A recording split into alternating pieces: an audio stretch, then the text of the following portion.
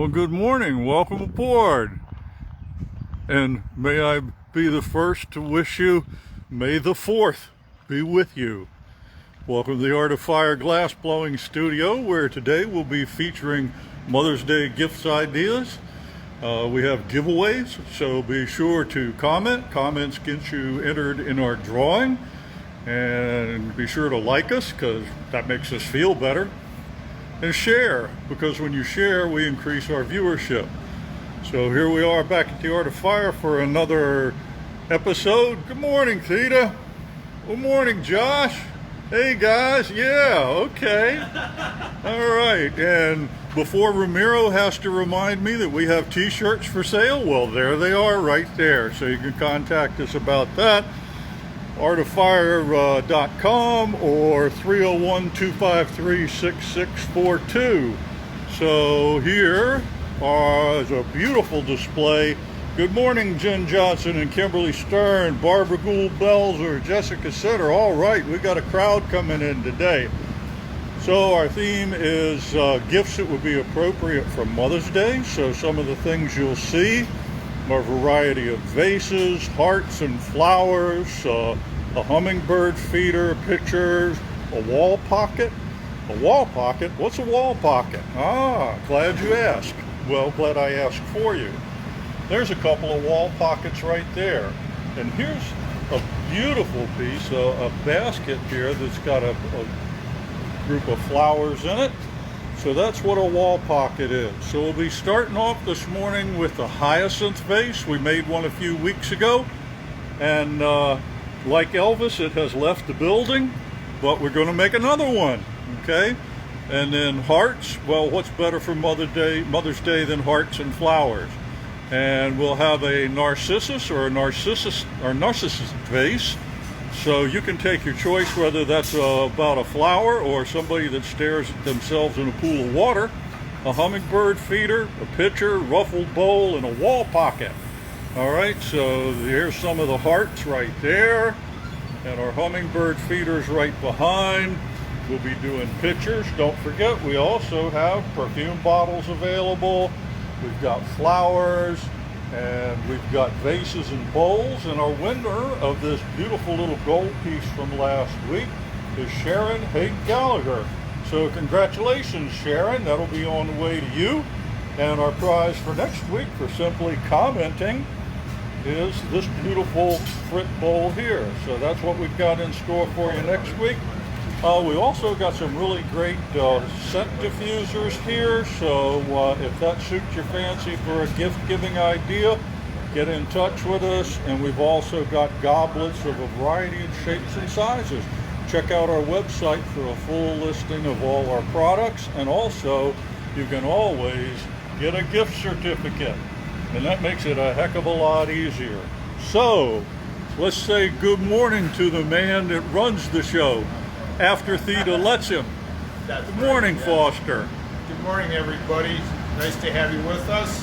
Happy springtime, and another edition for all of these nice items that Bruce just covered are great items for Mother's Day.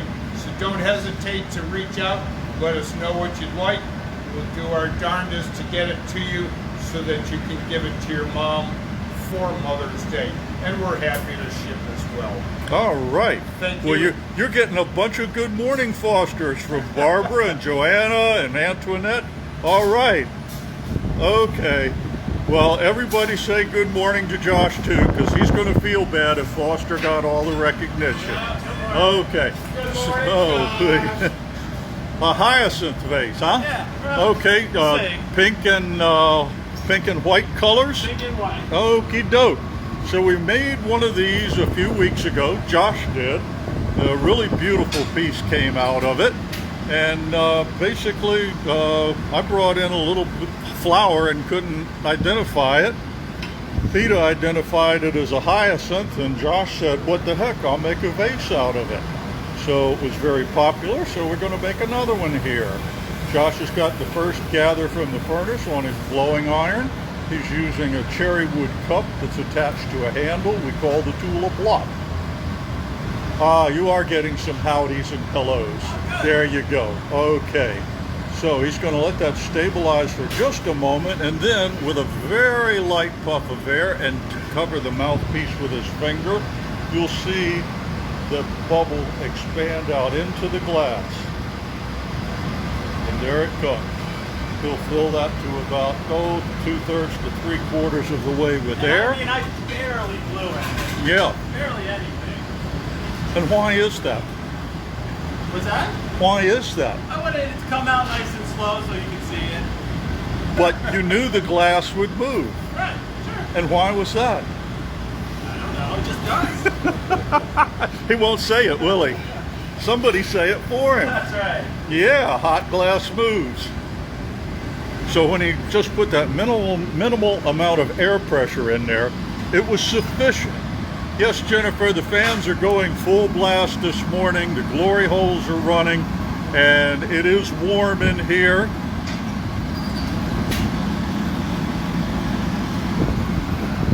So he's got another gather of glass on top of this. Same general routine. We use the blocks. I wonder where you're getting that fan. The swamp cooler. I don't know, I think you're probably picking up some fan on the mic. Huh. Feel it anywhere? Yeah, a little bit. Oh. Okay, so now what he's going to do is roll the glass into frit. So we'll turn off one of the fans for a little bit, or turn it down some. Turn down a notch.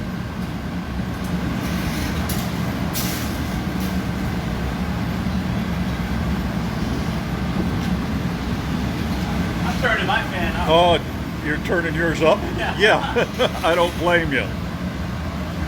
Yes, Wayne, we keep the furnace not only going overnight, but all week long, all month long, and all year long. It's a 365-day operation, except for leap year, and it's on always unless we have to turn it down for maintenance. And we try to keep that to a minimum. It's interesting, you can't just drop the furnace and shut it off completely. More pink glass, Josh is gathering up right there. He's got the gather of glass in the bowl. Okay.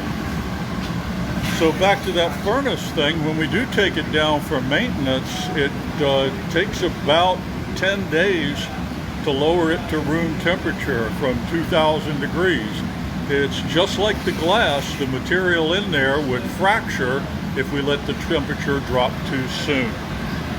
So if we've got, say, 2 weeks of rebuilding, we're actually out of commission on the furnace for almost a month. Good morning, Sharon. Welcome aboard. But it's another Sharon that won the prize from last week. That was Sharon Haight Gallagher. Are you with us today, Sharon Gallagher? All right, now Josh is rolling through some white frit. So the pink that he first put on there will be on the, well, visible from the inside of the vessel. So the way the hyacinth is formed is after the flower starts to open up, individual petals are turned out and downward, okay? And we want the pink to show on that also. So this involves putting several layers of color on. We have to kind of think in a backwards progression. So Josh started with the pink glass, which will be the interior of the vessel. Of course, you'll be able to see it directly through the clear he picked up. Then he's coated that with some white. Thank you, Sharon, for sharing. I appreciate that. Will you gather between layers for your next layer of pink, or are you just going to go directly over that? I'll go directly over this. Okay. So this is how he's going to attain all 3 layers of color. The white will be separating 2 layers of pink. Ah, Joanna says they had gales and rain yesterday. We actually had tornado warnings in this general area. I'm not sure if any touched down or not anywhere, but it was quite a storm. Was it not? So Josh has got the pink layer on the inside. He's gathered up white, and now he'll get some pink on the outside. What'll be interesting about this is the intensity of the pink color will be affected by using the optic mold. He's going to use this mold down here in a little bit, and you can see that it's got round recesses or semicircular recesses instead of the sharp angles. And it's also got just 8 lobes instead of 12 or 16. So when he blows into that and the glass is forced under a lot of pressure into those recesses, the color becomes more intense in spots. And that's what's going to give him a variation where he'll have a really bright and intense pink in some areas and more of a melded pink and white look in between.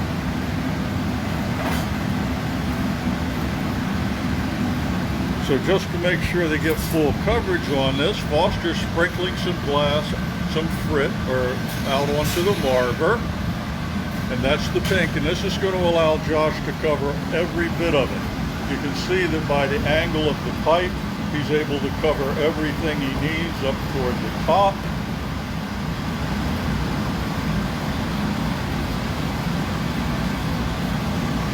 And that actually is a powder, not a frit. We can buy the frit in a lot of different grain sizes. Ah, the Outer Banks had an intense thunderstorm too. Well, glad you made it through it, Barbara. All right, so this powder's still out there. We'll probably pick up one more gather on that. And you'll see that when Josh changes the angle of the iron, the frit gets picked up in a different location. See how it's mostly toward the pipe? Now as he raises the back end of the iron, he gets the part toward the nose done. That tip is now covered.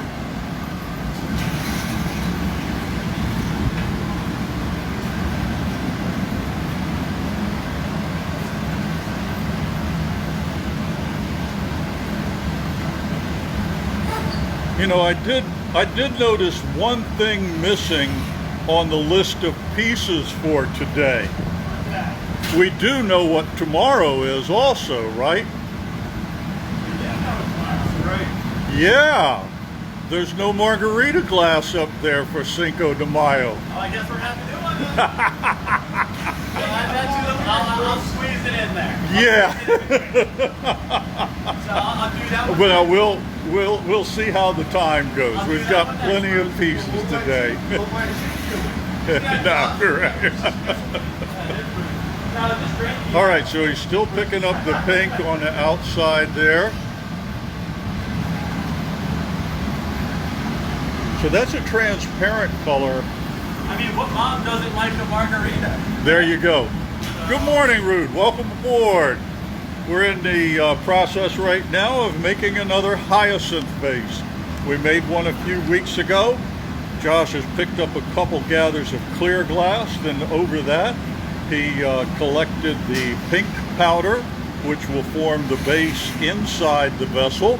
Then covered that with white, and then covered that with even more pink. And now he'll use the block to shape the glass.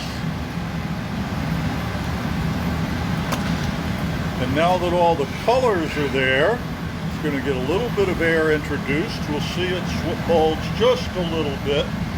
And then in just a few moments, he's got a tremendous amount of heat in it. Oh, Barbara Gould Belzer says this mom loves a margarita, not frozen. Not frozen, on the rocks. On the rocks, yes. With or without salt, Barbara. Okay, so now he's got the shape of that set up to coincide with what he gets. Yeah, we've made the fourth be with you jokes. In fact, I couldn't talk him into trying to do a lightsaber today, but what the heck. Okay, he's going to get that gather of glass very, very hot, drop it into the optic mold and blow real hard. And when he does, a lot of the glass will be thrown out into those recesses. Oh, some salt, not too heavy, says Barbara. Ask Barbara if she got the other hyacinth vase. Barbara, did you get the other hyacinth vase yet? Okay, he's going to shape that up just a little bit. Notice how he's putting a bit of a taper from top to bottom on the piece, and that will coincide with what we see down there in the mold. This glass will be practically glowing orange when he comes out, and it will kind of actually drip down into the mold just a little bit. When he points it downward, it actually lengthens. He places it in. Now a real hard blow. This air is not trapped. He has to keep a lot of pressure on it, and there are the ridges. And as these things start to separate, you're going to see the dark and the light spots we mentioned. Barbara says, yes, she has received it, and it's got flowers in it right now. Yes, Rude, it's because of that stupid little flower I found outside and thought it looked like a great vase. That's right. So, yeah. But it's kind of neat to get an idea from things you see in nature. Right now, he's using the back of the jacks almost like he would a paddle to change the profile of the glass. And in just a few moments, he'll be beginning to cut a jack line in it. The jacks are the pair of metal blades that are hinged together. This tool sitting right on top of the bench. It's one of the tools we use most often, and we use all the parts of it. We use the hinge, as you just saw Josh do, to kind of change shapes and straighten things out. Right now, he's going to cut a couple of lines in it. Because the hyacinth has a bulbous bottom and it has an elongated neck, or a bit of an elongated neck, he's cut 2 jack lines in it. And you can kind of see where things are going to come from right there. Now he's going to start just blowing it out a little bit, stretching it, keeping control of it.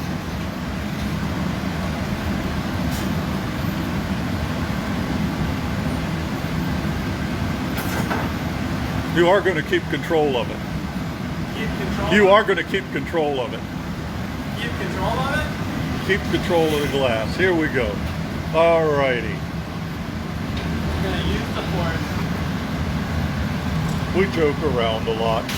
All right, you can see that the neck portion is getting a little longer, and that's because he's exerting outward pressure with the jacks, not cutting down so much and tightening it there, but stretching it out. Now he's going to reinforce the jack line, which will be where he breaks the piece off, and there you can see where the bulb will be at the bottom and the elongated neck.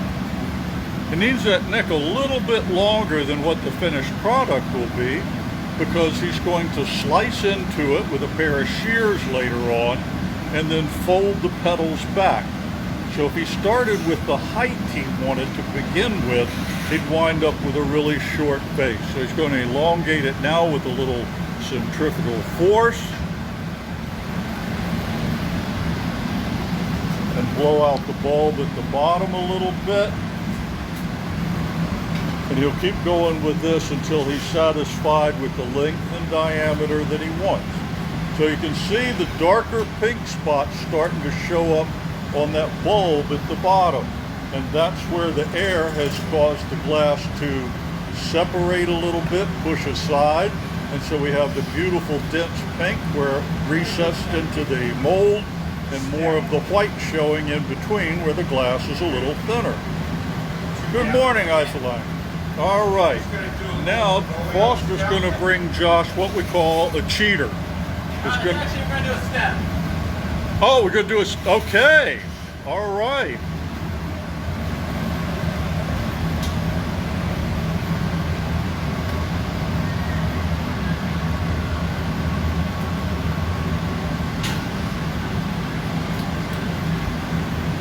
Okay, so Foster's going to drop the bit for it, bring the bit up. Josh will place it on the bottom, center it, and snip it off with his diamond shears. Then as he has a seat at the bench, he'll begin to shape the stem, first by inclining the hinge of the jacks at an angle. This is going to give it a bit of a taper, which we can see right here. then by using the jacks, he can separate it just a little bit, cut a nice elegant line right there, and as he leans the jacks over, it increases the angle. It stretches that ball of glass away. You'll flatten it a little bit. You're gonna have a beautiful stem on this, and then just a little bit, he'll put a foot on it.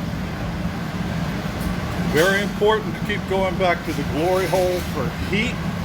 The glory hole is simply a ceramic tube, basically, fairly large, about 16 inches in diameter. It runs at about 2,300 degrees Fahrenheit. That's so that Josh can reheat the glass and not have it crack. Again, shaping the stem just a little bit, nice and gentle. Takes a very light touch to do that. Got that to where he wants. He'll grab his shears, turn the piece upside down. Foster presents the fresh hot glass, and Josh places it onto the stem. He'll cut it off, and then immediately get things all centered up. A little bit of heat on the body. The glass will stay hot.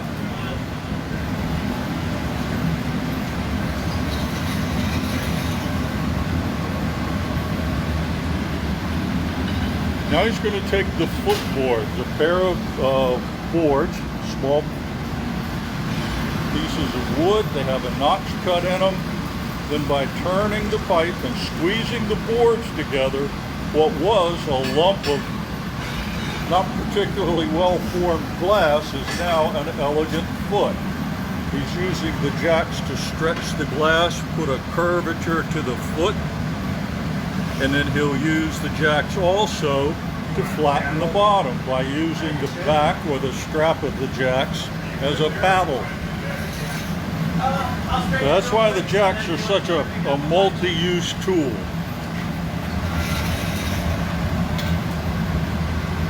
Josh is still working on getting things nice and hot throughout the body, keeping it well above 1,100 degrees Fahrenheit or above 1,000. He's using the paddle to flatten the bottom.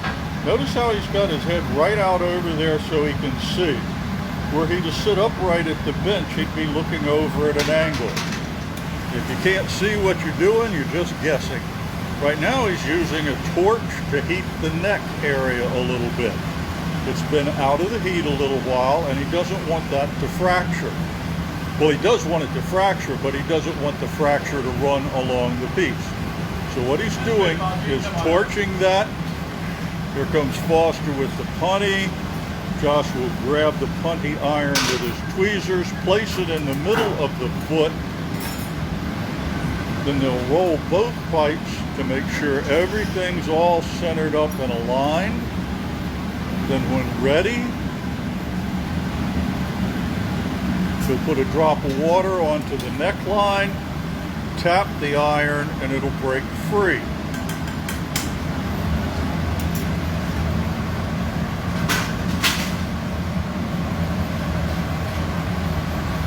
When the glass breaks free of the iron like that on a transfer, there's a release of tension.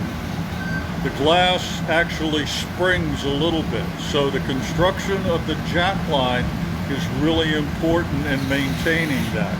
So it's got just a little bit of shard that hung on for good measure, but that's not an issue. You take care of that in a minute. Right now what he's doing is making sure that it's centered. Centering is just an even distribution of the glass around the central axis. So if you were to draw a line or extend the punty iron straight out, it would have glass equally distributed all around that central line or axis.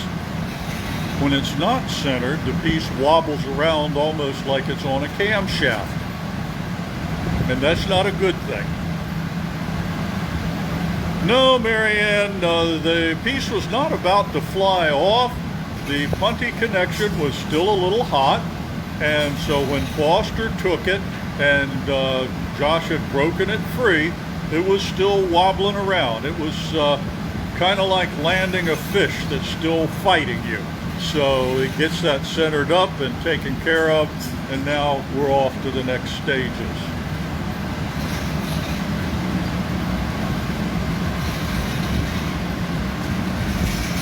Yes, Jessica, it's important to be centered. We're not offering any meditation classes at the Art of Fire yet, but we do like to maintain our center. All right, he's opened it up a little bit. Now instead of shearing that off, he's just cutting it jagged. He'll shear on that line. That gives him a target, a place to cut. And notice the glass cuts just fine when it's hot. Around full circle. And there it goes. Got rid of all that excess white. And now he's got a beautiful form to work with. And just like the amazing Ginsu knife, this is beautiful in its own right. But wait, there's more.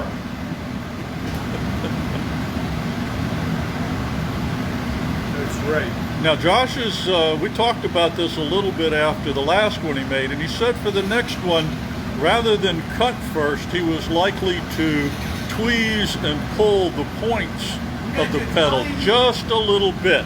I'm going to do it like just the Yeah. tiniest cut. I mean, tiny. Then pull it and then cut all the way. So if he were to make all of the cuts into the piece with the shears right now, all the way, he's just going to get a little bit of a cut. And what this is going to allow him to do in a few moments is grab those ends where they're cut and pull them very gently so the petals come to a point instead of being cut straight across.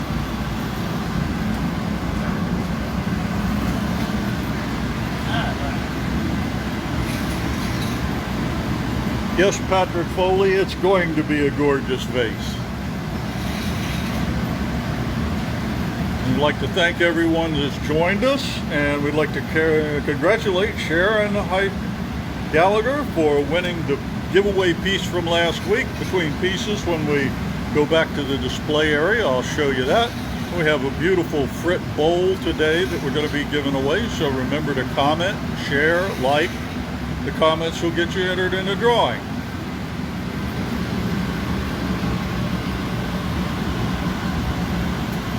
So now Josh is going to pull gently with the tweezers, and this is going to put just a little bit of a point out there on all the petals.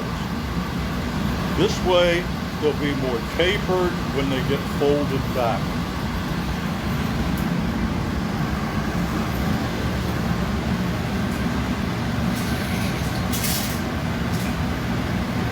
If you've got any questions about the process, the equipment, or anything we've got going on, ask away. If we don't know the answer, we'll make something up. We're really good at that. Tell you what, Foster, can you grab the little torch? Let's torch each little point.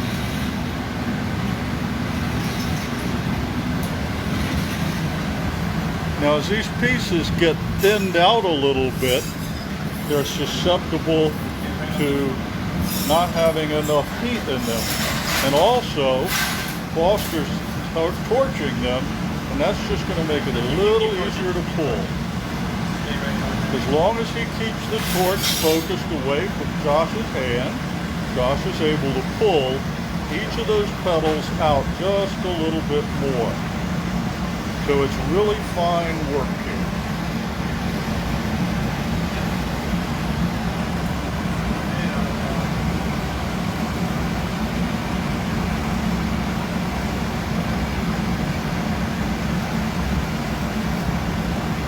So in this way, they're able to focus the heat right where they want the glass to pull, rather than heating the whole thing along its length. When we go into Glory Hole, we don't have an opportunity to just heat a little bit of it. Being gentle with fire seems very difficult, Jessica. Yeah, it is, but we're used to it. Okay, so as you can see, he's got the entire upper 2 to 3 inches heating up now. So it's all going to be hot. So what he's got to do is just gauge that heat and decide what he's doing as far as his next steps.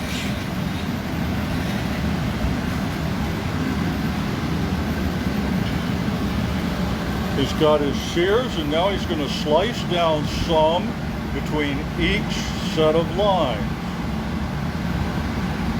He's actually cutting into the portions that were not in the recess of the mold. You can see that he pushes them apart and separates them a little bit. Because they're hot, they want to wiggle and move around.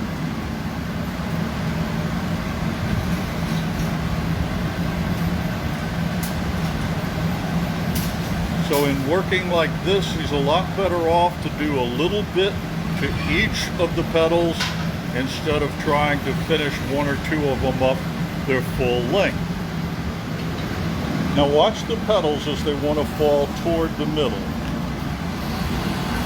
And the piece goes out of round, but it's not a problem because he's constantly turning and he's watching. So when he sees one that looks like it wants to fall into its next door neighbor, he just either changes the position of the piece so gravity moves it, or he uses the tip of the shears to push it out of the way.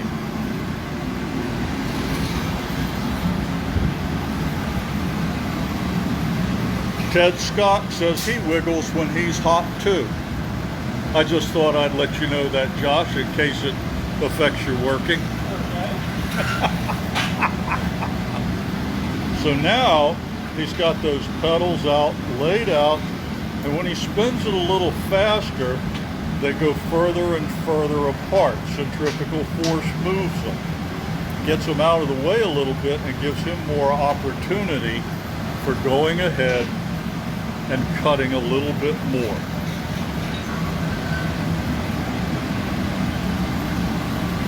He'll have the whole piece in the glory hole for a little bit. That's so that the foot and the main part of the body don't get too cold.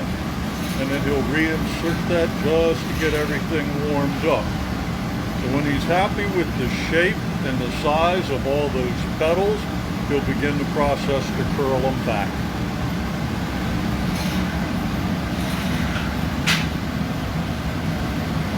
The centrifugal force spreads them out, and then holding them up just at a slight angle like that, you can see them start to fall back toward the body. And then when he goes vertical, they fall even further. He can use his tweezers to put a little curl in them, or just make sure all the tips are even there. And there's your hyacinth vase, version 2. Absolutely lovely.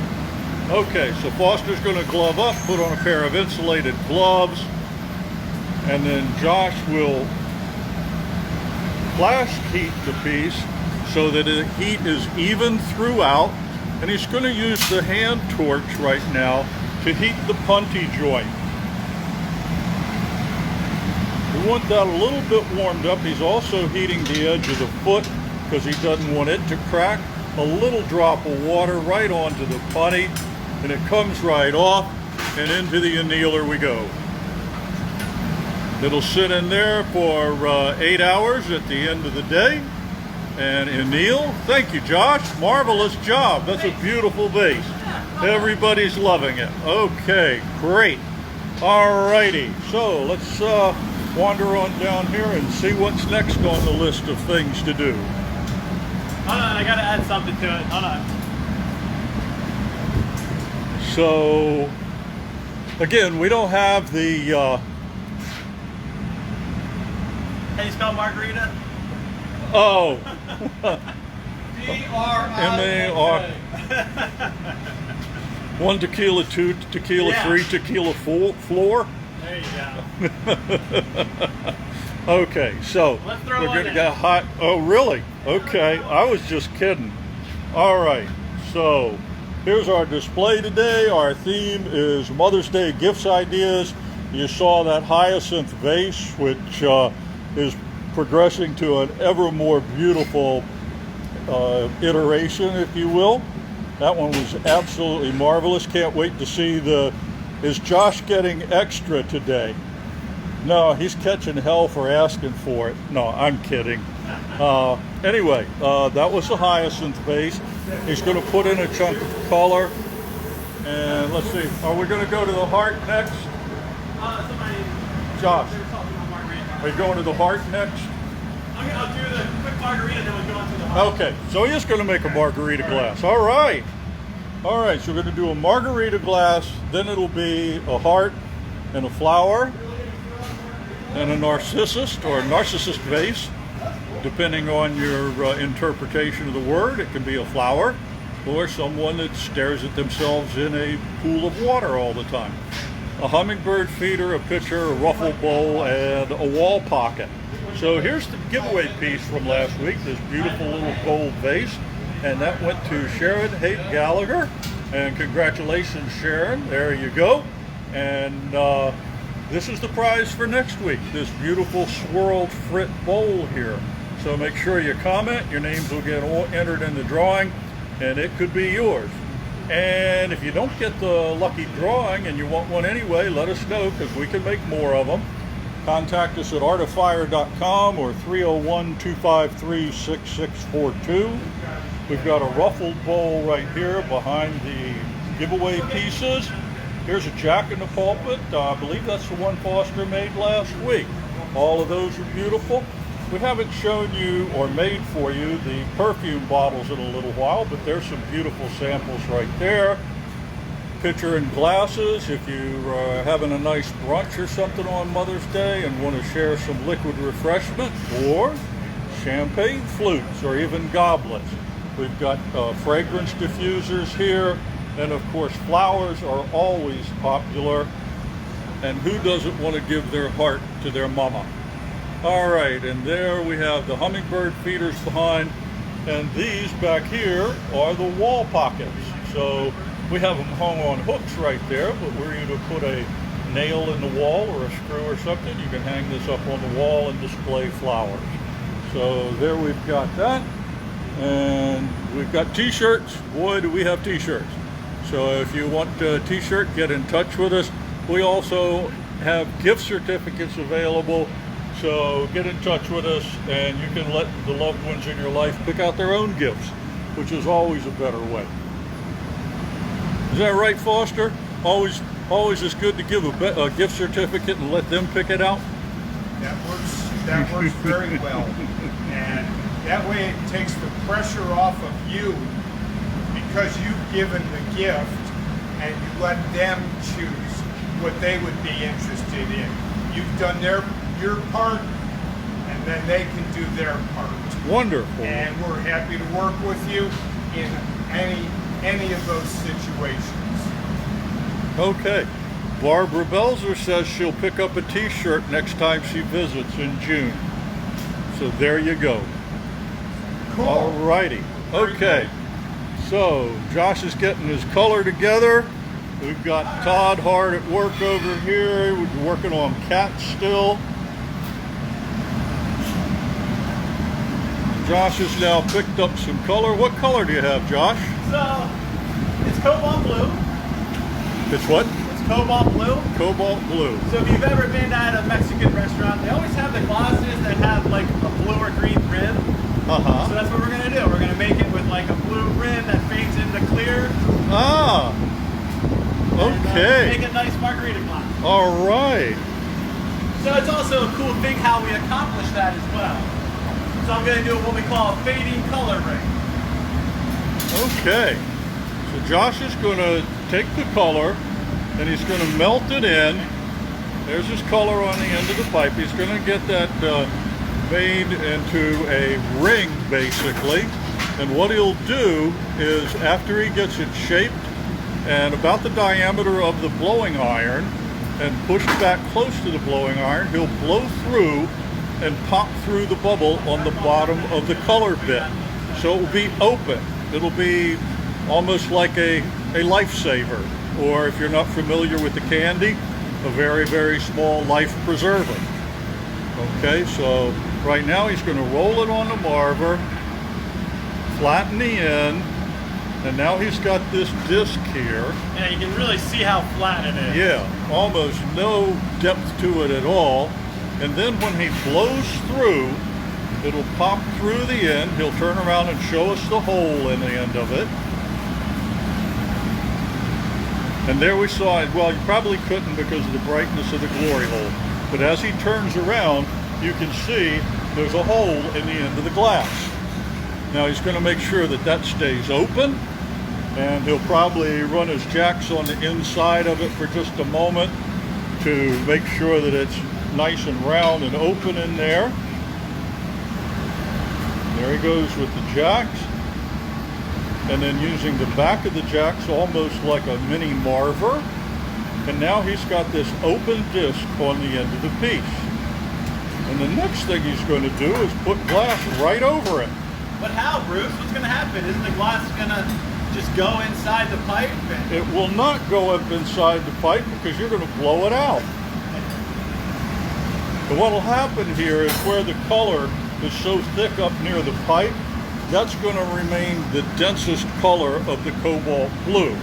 And as the glass expands a little bit out into the clear gather he's got right now, it's going to fade. And it's going to, now we'll see a little bit of a bubble right at the end of that for just a moment where the glass is right at the opening. Yeah, so the trick is you don't want to block it too much because you can close that color back off. You want to get that bubble out. And now the bubble comes out and you can see how it's stretched the color a little bit. Now the color's going to remain the densest up close to the blowing iron. And this will be the top of the margarita glass. And as he blows it out, it's going to thin more, and then in subsequent gathers, even more. So this is how he gets the fading color ring. Sounds like a magic trick. Yeah. That's not. Well, it is magic, Bruce. Pure magic. Pure magic. We're going to start calling him David Copperfield. Okay, so now it's a matter of waiting till this glass cools off, gather over that, and continue with the piece.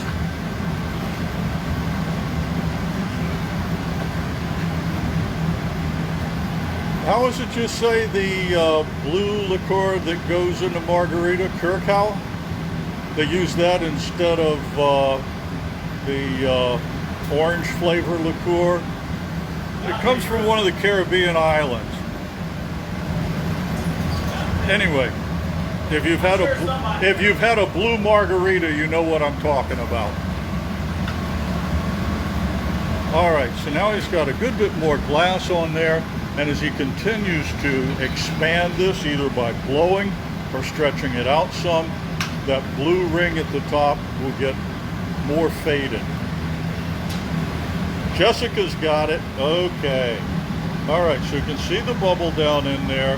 Josh is getting it blocked now. He's going to use the wet newspaper to shape it a little bit more and then gradually introduce more air into it.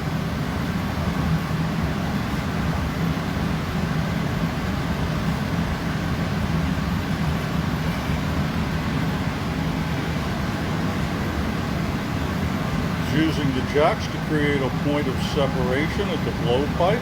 Call that the jack line. So you're going to pull the stem from the body.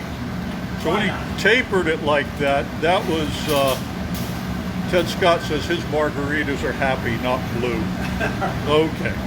So anyway, you saw him taper the lower half of that. So that's a signal that he's pulling the stem from the body of the glass.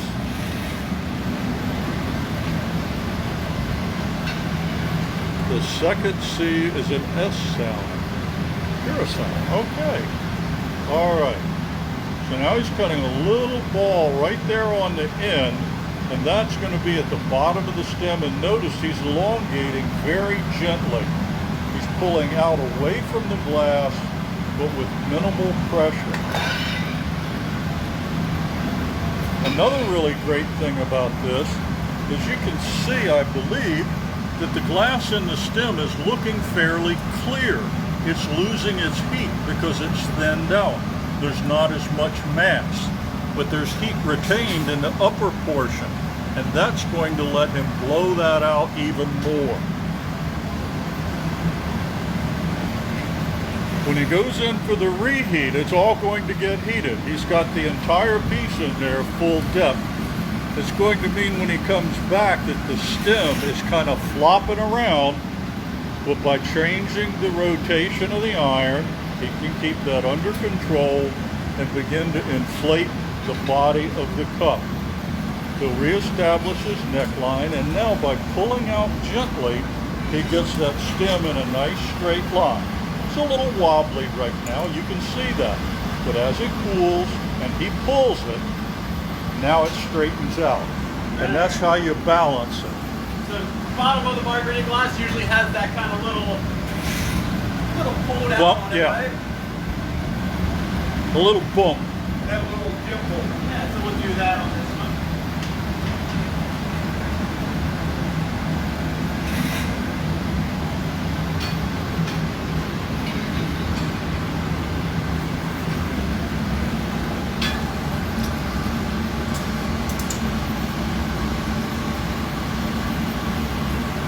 By pulling out like that, pulling against that ball, he's able to keep things straight and also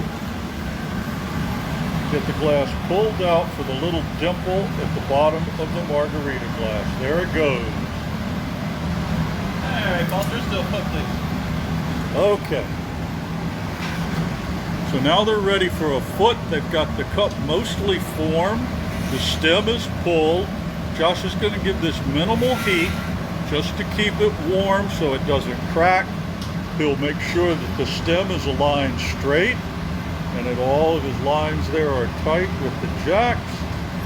Then he'll take his shears, turn the piece upside down, hold it vertical, and he's actually going to put the cookie on the marver, and then he's going to place the stem, oh sorry, bad angle there, place the stem into it and right back into the heat. So when it comes back, it'll be time to do the foot.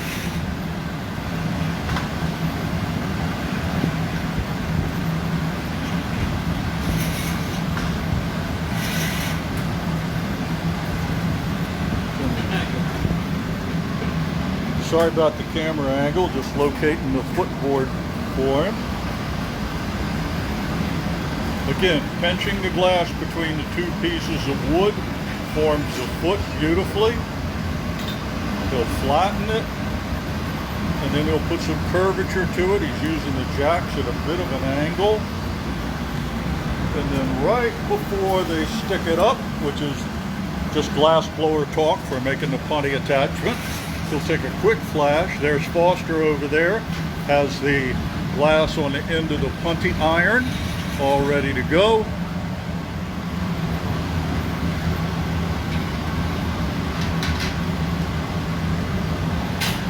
A little bit of flattening right on the bottom there, and Foster brings it back to him. Away we go. Time for the transfer. The putty goes into the center.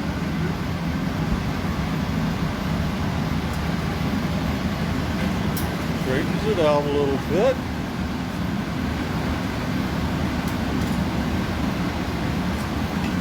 A drop of water on the neck, a little vibration again, and away it goes. Again, the piece is moving a good little bit. The putty connection is still hot, and that's good. Also, the length of this piece affects the way that you handle it. The further away it sticks away from you, the harder it is to deal with. Now he's just making sure it's centered. He's warming his tweezers before he touches the glass. He doesn't want a cold piece of metal cracking it. All right, so now the foot is stabilized. It's centered on the punty. he can go about the process now of opening the bowl. So you'll notice now that he's got most of the piece out of the heat. Occasionally he'll have to put the whole thing in there to keep it from cracking, but the concentrated heat is in the bowl of the margarita glass. So do we want this to be a normal size, or do we want it to be pretty large? What do you think? It's already. I'm thinking large. Okay. Yeah. If you're gonna have a margarita, have a margarita. So this one will be a little bit bigger than normal.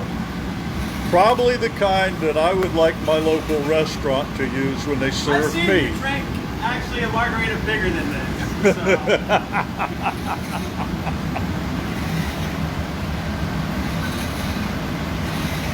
Antoinette says grande. That's right. But for all you Starbucks fans out there, I'm going to say venti. He's going to use the steam cone. He puts that in there, and then the steam cone is wet. He's going to flatten the lip, pull the lip out just a little bit. Do a little bit of trimming. Little bit of goop there, so we'll take care of that. Anyway, the way the steam cone works is it sits in water. This is it right here. It sits in water all the time, and it's another cherry wood tool. And when we put this into the piece of glass, the heat causes the water to evaporate, and the resultant steam inflates the glass. So that's how we're able to inflate the cup even after it's off of the blowing iron. He'll take his heats there.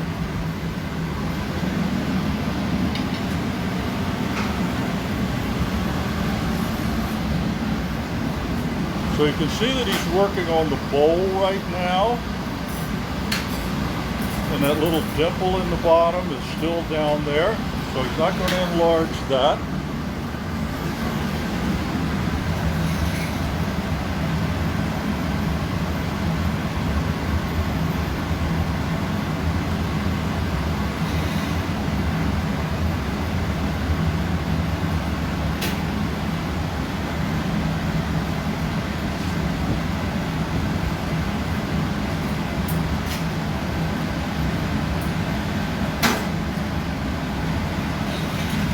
Here he comes. You can see he's got a lot of heat in it. You can also see where the blue color fade is. By pushing on the glass down toward the bottom, he's increasing the diameter at the lowest portions.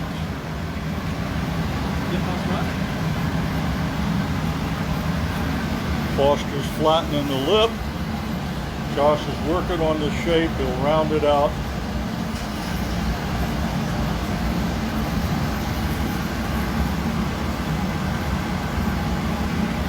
Now that's a margarita glass. That's pretty awesome.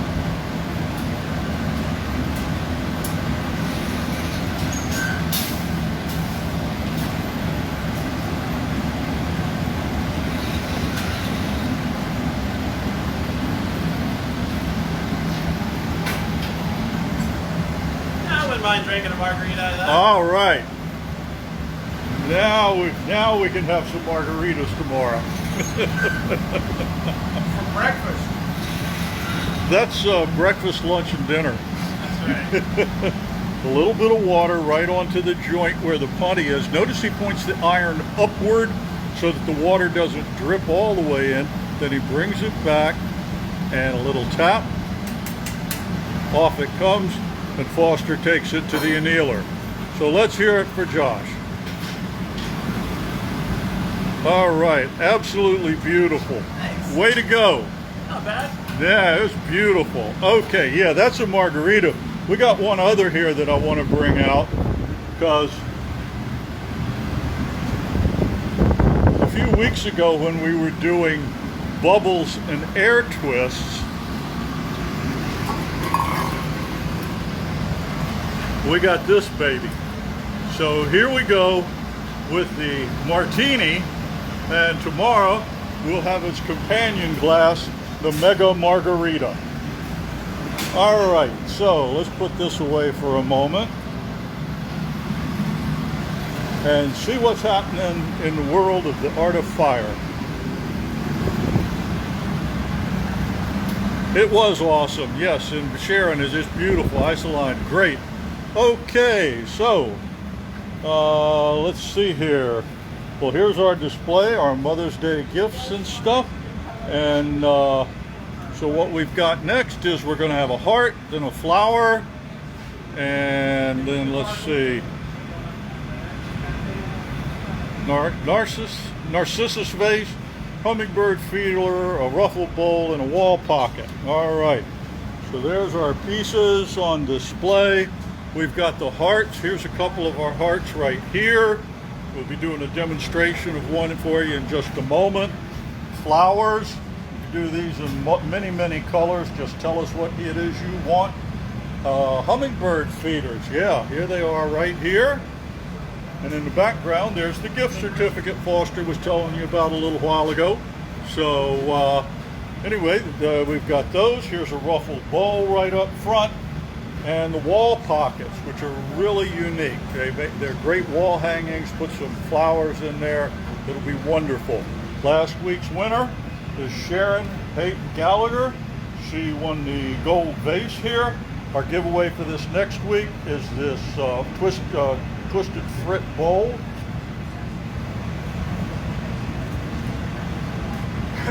You're doing a cardinal? Okay, so we got a slight change of plans here.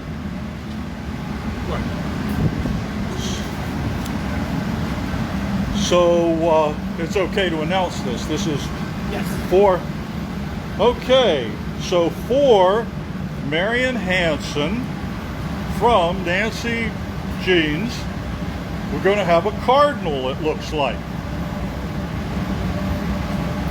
So that is a last minute addition, I guess. So Josh is going to make a cardinal, huh? Okay.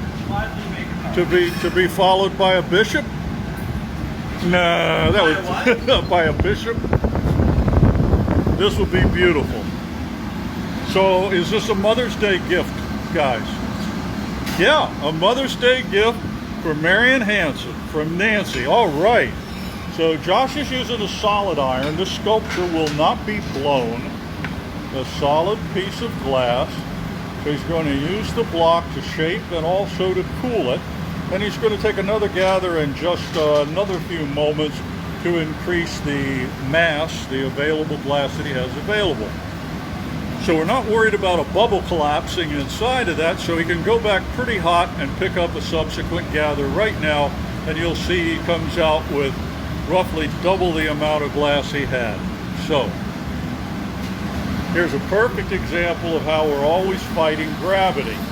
All right, that's one of the most difficult skills to learn with the glass blowing, is how to control the glass.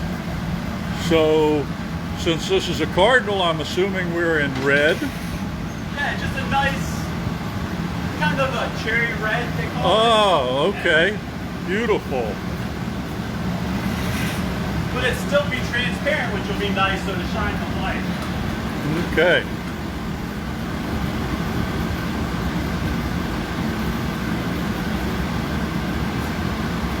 It's very nice, Nancy. You're in good hands.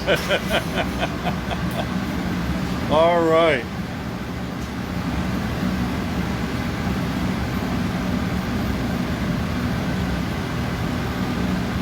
So Josh will coat this up with plenty of the cherry red color.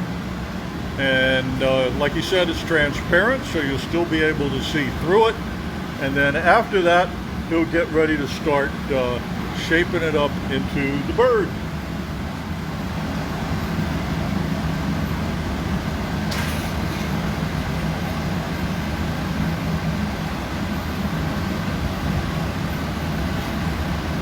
And somebody commented that it looks like we've got a full plate today, and yes, we do. We didn't run the full time last week, but it's not that we have to make up for it. It's just that we've got a whole lot of great things to do. In fact, when you get a last minute piece like this, it's really kind of exciting. And then when some clown in the studio says, how about a margarita glass? And you go ahead and do it. Hey, I didn't bring it up. I know, that was me.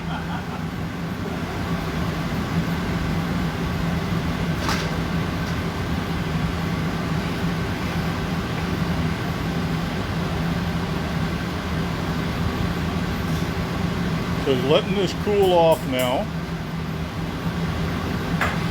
One gather of clear.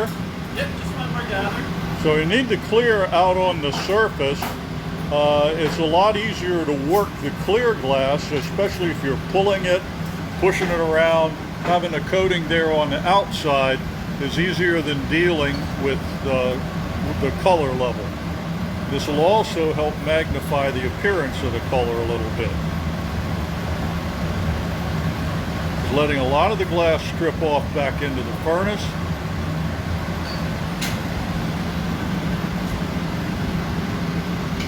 He held it up on the way back so it would more evenly coat the glass. You can barely detect the clear surrounding the red right now. That's because it's so close to it. Notice he's kept the form rather squat. He's kind of pushing in with the block.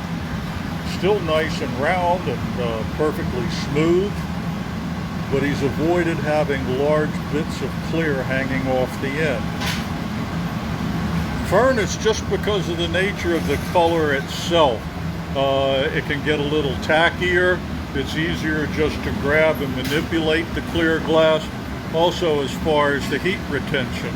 And also, I'll be torching it. Oh, you are torching it? Yeah. Okay. So if you torch a layer of color, it can burn it. And you actually saw a little bit of that in the hyacinth vase, but that was the portion that Josh was cutting off and getting rid of anyway. So, using the folded newspaper now, for those of you that may not have been with us before, about 7 sheets of newsprint folded up into a pad about 7 inches square. It's a perfect insulator when wet. He's cutting a point now which will be the bottom of the bird where it's attached to the blowpipe, and now an area for the head. As he pulls the glass and torches it and manipulates it, the head will be more toward the front of the body. Right now, it's all evenly aligned with the center of the piece because he's got his glass centered. But now what he's going to begin to do is gradually pull it off center and manipulate it.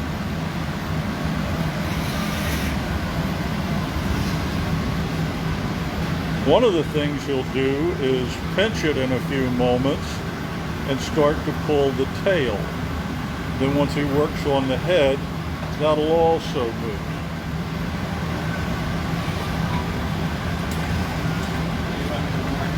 Need another one? What he's going to do now is use a piece of chalk to mark the iron so he knows which side he wants to work on. And by letting the piece fall a little bit, he can heat that one spot, and that's where he's going to pull the tail from. And when he pulls that tail back or away from the piece, it'll actually pull the piece a little further off center and give the bird more of a shape that you're used to looking at. You're going to get that nice and hot. He'll probably take a reheat before he pulls it, though he may not. This is to preheat that area, get it really, really hot, and then he'll pull very slowly. If you pull hot glass fast, it thins out, makes little strings like that. So he hands the torch off to Foster for a moment and into the glory hole, the 2300 degrees of heat. So that's considerably hotter than the torch was, but he's preheated that area. So now when he comes back to the bench, you'll probably see a glow in the area that he preheated with the hand torch. And there it is. There's a bright spot right there. What he's going to do is use a broad pair of tweezers to pinch and pull up. And as he does that, you can see that it's altered the shape of the body slightly.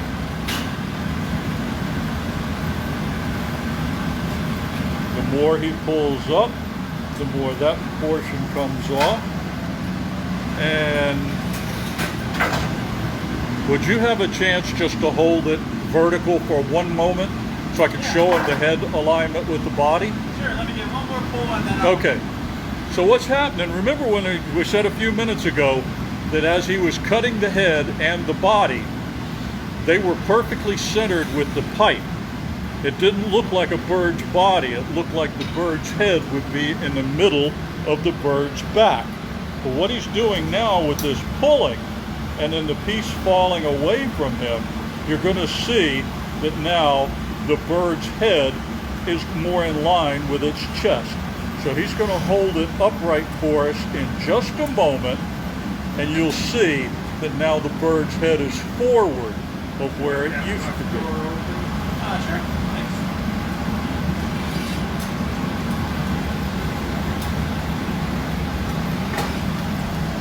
So now if you look at that, you can see that looks more like a bird's body. The head is up at where it ought to be. Up on the shoulders, I guess you'd call it.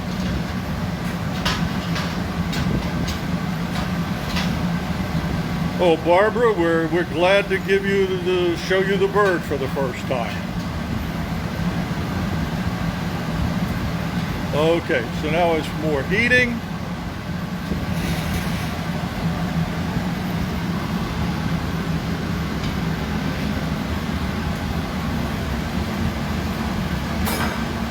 A little bit of adjustment, manipulation. Yes, it's solid, Ted. It's a solid piece of glass.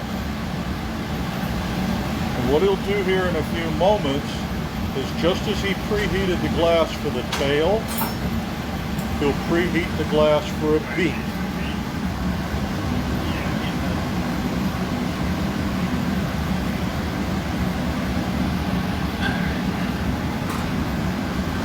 All right, time for a reheat.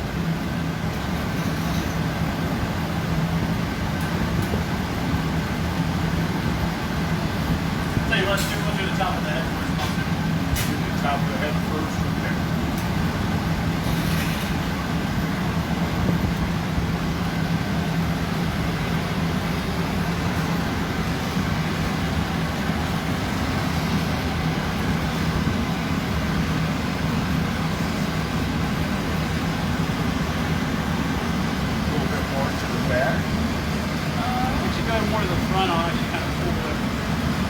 Going to put a crown on it?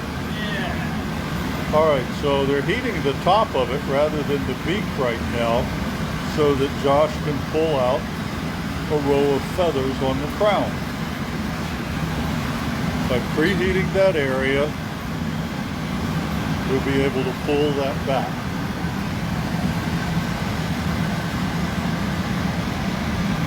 All righty, now you'll see the same thing you did when he first did the tail. When he comes back from this reheat, there'll be a glow where Foster had preheated the glass with the torch.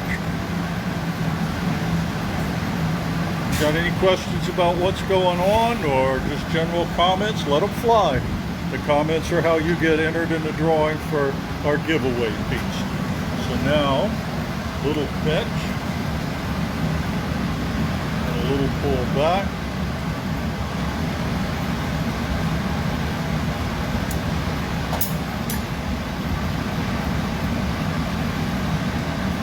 Pull it out and shear it back at an angle.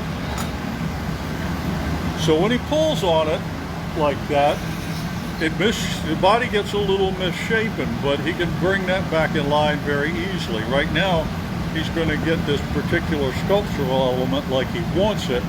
Then he can worry about getting the head and the body back in the alignment. Okay, push that button. Push it right in here.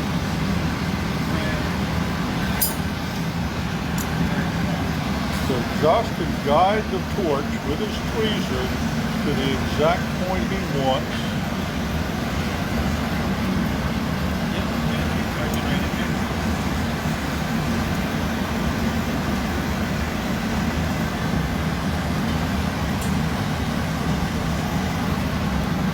And cut it off, and there we go.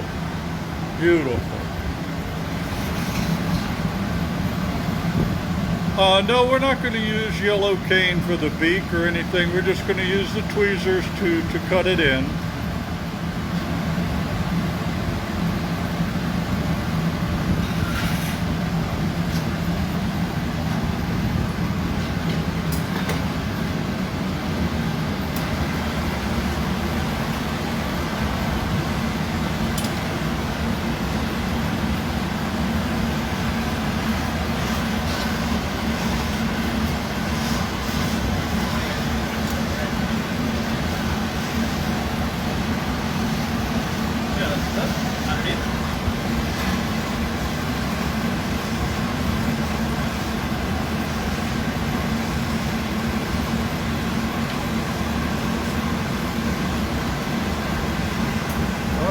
There's your preheating.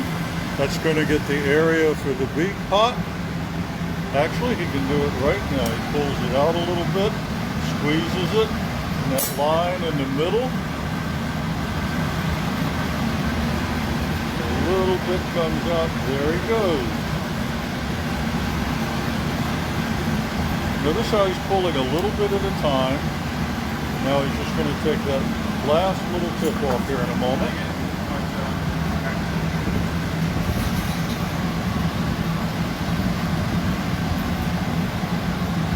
Yeah, it's a beautiful bird he's got there, Joanna.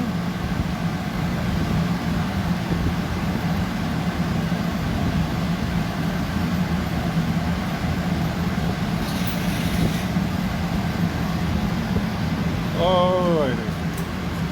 So now he's going to pull a little more on the hot glass, and then he's going to break it free where he wants. So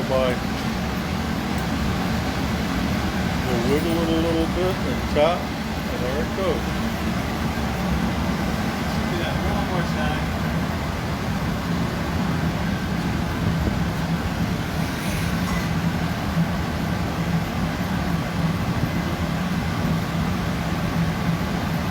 Yeah, Antoinette, there's a good bit to it here. What with the crown feathers and the pulled beak.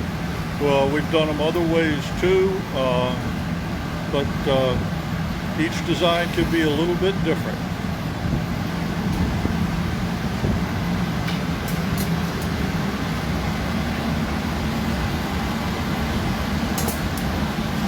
And torch right there, Foster. I got that.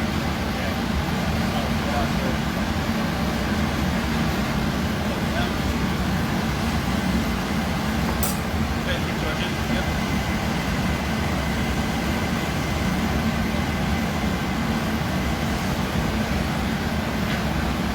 Trying to pull that slowly enough that it gets a nice tip on it. There we go. Gets better.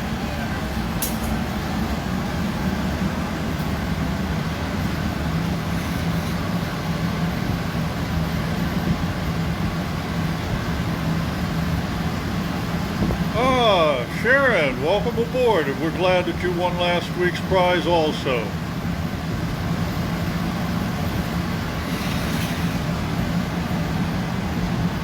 All right, so now we're looking at a cardinal. Yeah.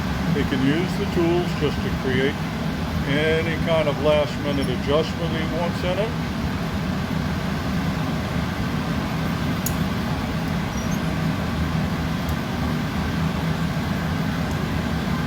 Notice the glass is still moving because it's hot, so it's got no danger of the cracking there.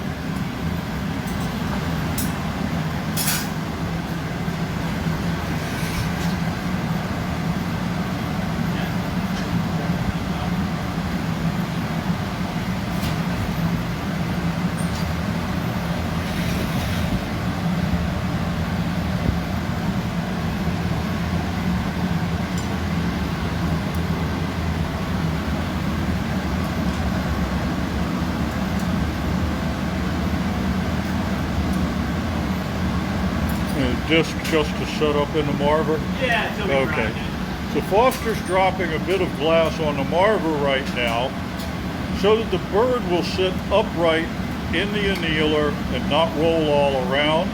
in just a few moments, they'll take the bird off of the blowing iron and put it onto that disc of glass. Let's take a look at it. There he is. Yeah, there's your cardinal. Okay. So now, we'll grab a pair of gloves and grab the bird and put it onto the disc. Josh is chilling that joint right there at the blowing iron. When he hits the pipe, it'll come off in the gloves. Foster will place the bird down onto that, press it so that it adheres to that glass foot. The foot will not remain part of the sculpture. It's simply for the annealing purposes. There's a beautiful view of him. There's your cardinal. All right, into the annealer it goes, and then after being fully annealed, that disc will be cut off and the piece ground flat. So let's hear it for Josh and Foster. Great job, and let's say congratulations to Marion Hansen from Nancy. All right, way to go. Oh, Nancy is here and says thank you, Josh and Foster. Thank you. Wonderful. Okay. Great job, guys. Okay. So, any other adjustments to the program? No, we'll continue on. Okay.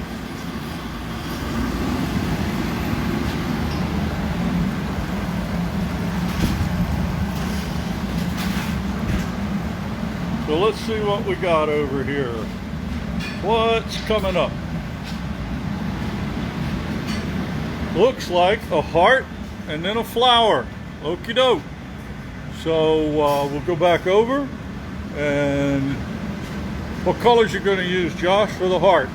I believe Foster cut a piece of a dark red. Oh, okay, great. Very fitting.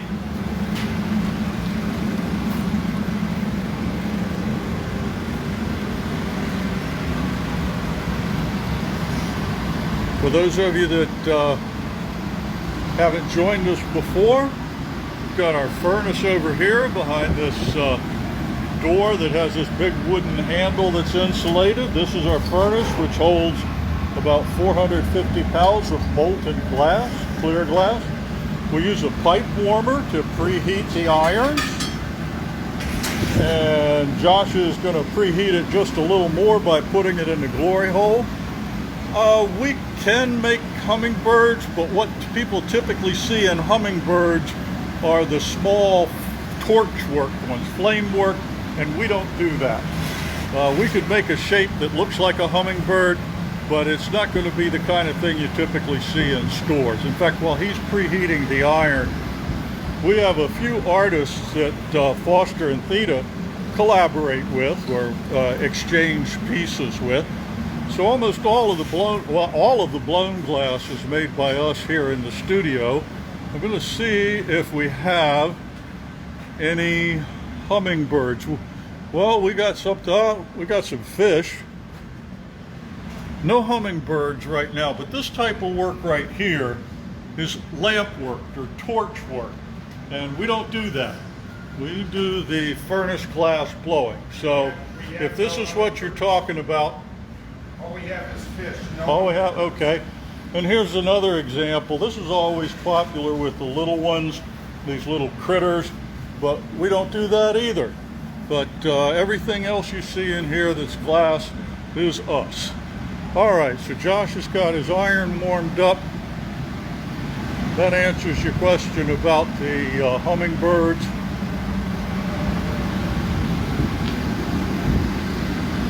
He's got the red. That's the red. Okay, he's got that on the end of the iron. This is the mold he'll be using. I'm going to open it up real quick. He's a few steps away from kneading it. The shape is pre-cut into the mold. So this is the type of mold you use that forms the piece practically to completion. Only a little bit of work is needed after the end. The other type of mold is that over there, the optic or dip mold, which puts decorative elements into the glass but doesn't shape it into its final form. So Josh will, in a while, drop the hot glass into that contraption, close it between his ankles, hold it tight together and blow real hard, and it'll form the heart. That's great. Have we ever made yarn bowls? Yarn bowls? Yarn bowls. We know what they No, are. but we can. It's a great gift for mothers. So let's throw that in there while we're at it. Pray tell, Foster, what is a yarn bowl? A yarn bowl is a bowl that has a cut down the side that one mother who knits can put the ball of yarn into the side of the bowl or into the bowl. Actually, we could either cut down or we could go ahead and punch a hole through the side wall. Oh, to run the yarn To run through the it. yarn Yeah, through. that's a good idea. Yeah. Oh, so it's not all over the room. Rather than cut, just go ahead and blow a hole through the side. Well, shoot, now we gotta try it, Bruce. Okay. And that's a great gift for mom, so. As long as mom's a knitter. That's right. Foster, who made the heart mold? A gentleman by the name of Art Reed. Art Reed. Yeah, and he's up in the Adirondacks area of Water glass. New York State. Sweetwater glass. We can still PM the information to you, Antoinette, but I just wanted to find out who it was. Oh yeah, if she wants to contact us. Yeah, we'll let you know about that. So now Josh has gathered clear glass over the red, and with a little bit of air pressure in there, the bubble's going to increase in size, and there it goes. And now the red's filling up this gather, and we'll be taking one more gather. Oh, Jessica says most knitters like a cut. They like a cut for the yarn and a hole for their needles or hooks. Wow. Say that again? Look, the comments just went away. Oh, okay. Anyway, she said they want a cut for the yarn Okay. and a hole for the needles or hooks. Okay. So that's pretty cool. Yeah. Oh, okay. Finding out more about knitting and crocheting and yarn bowls than I ever would have imagined. So Foster's going to soak the mold in water for a little bit. And that mold, like our other wooden tools, like the blocks and the steam cones, stays in water all the time. So now he's got a little bit more glass than he needed, so he just peels it off. He'll heat that up, shape it, begin blowing it out. And then after he gets it blown out and shaped, we'll go into the mold. It'll require one flattening before he goes into the mold. Well, Jessica, we'd certainly welcome an email, and if any of you out there, seems to be a lot of you that know about yarn, knitting, and weaving, so if there's something we can make for you that helps out, let us know.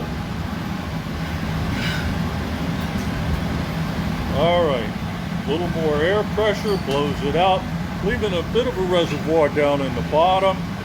Now, as he makes this jack line, he's going to stretch it away from the pipe just a little bit. You can see that. That's because he needs a portion of that to extend through the opening that's at the top of this mold.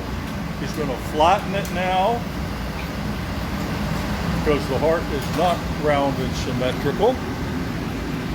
And we'll step over here so we can watch him in the mold. So he's going to get this glass really hot. The narrow portion near the blowpipe will go right into those grooves. He'll close it, hold it together, then blow hard, and you'll see steam in a moment. Once he knows that it's filled it out, he kicks it open, stops blowing, and there's the heart.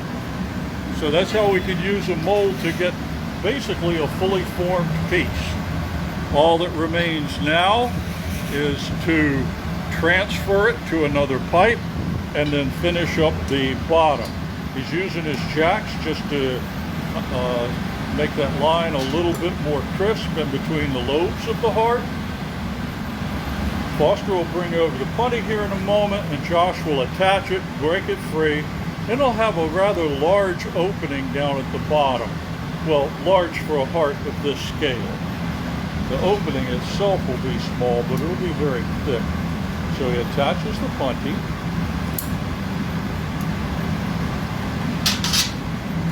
A little bit of water, and a tap, and it breaks free.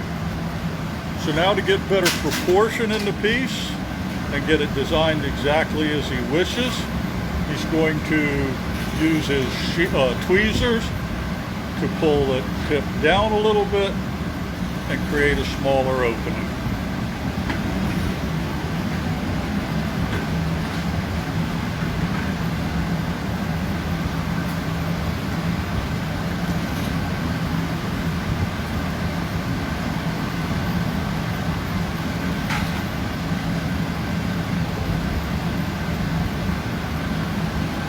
When he comes back to the bench, we'll get you a real quick view of what that opening at the bottom of the piece is like. It's where he broke it off with a blowing iron.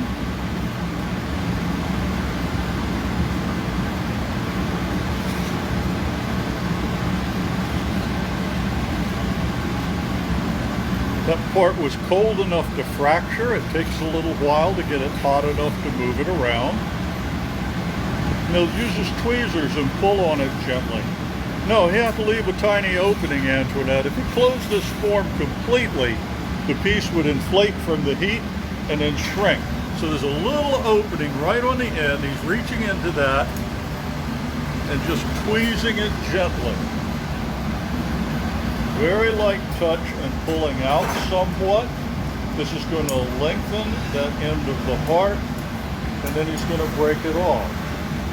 He's pulling it out some.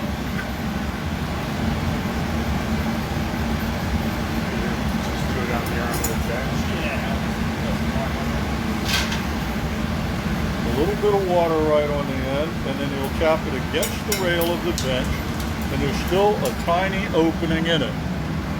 And maybe one of these days, if we don't have a full plate, we'll do a little demonstration of what happens when you put a closed form into the glory hole and let it inflate itself and then let it shrink when you bring it out. But basically what happens is, if you don't have an opening in that somewhere and you apply heat, it's going to expand.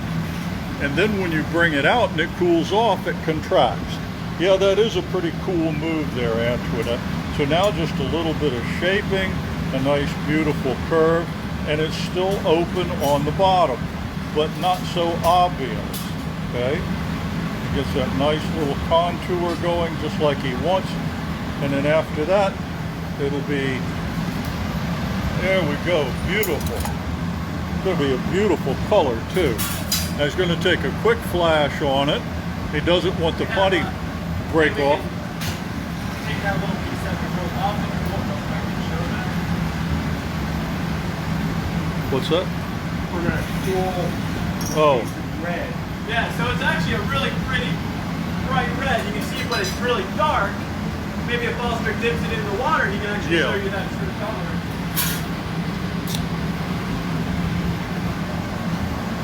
Yep, there's that red. Okay, Josh is knocking that off onto the stand, our little cradle, and he'll pick up another iron and put a hook on this.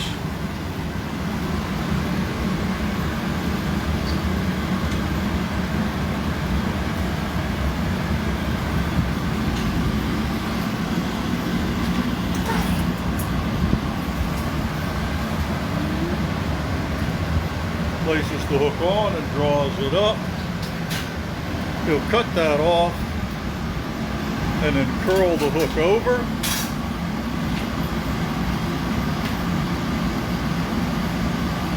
And there you go, a beautiful heart. And who wouldn't want to give their heart on Mother's Day? All right, great. Oh, that's awesome. And I'm going to pick up this little piece of red and lay it on the marver here so you can get a better idea of the color, I Is it think. still pretty hot? It's still a little hot. Let's cool it. Anyway, this is what the color is going to look like here. So it looked really, really dark. Here, let's get some sunlight behind it. There you go. Beautiful. Awesome job, guys. Nice. All right, you're going to do flour? We're going to do a flower. We're going to do a flour. Yeah, absolutely. Okay. Now the question is, do we want to just do a cold flower or do we want to do something different? First is like, yeah, let's try on something a little different. Something a little different. Okay. What's going to be different? So we talked about doing these for a long time. Having a nice little flower that just sits on the table with all the different petals on it. You know, that, what kind of flower is that called? The stamen in the middle. Mm-hmm. What's that called, Bruce? What kind of flower? Flower with a stamen in the middle. What kind of flower is it? Sunflower? No, not a sunflower. Somebody tell us. So what are you going to do? Drop, I'll cut off a bunch of petals. We'll do different layers of petals, and then we're gonna pull them up? Okay.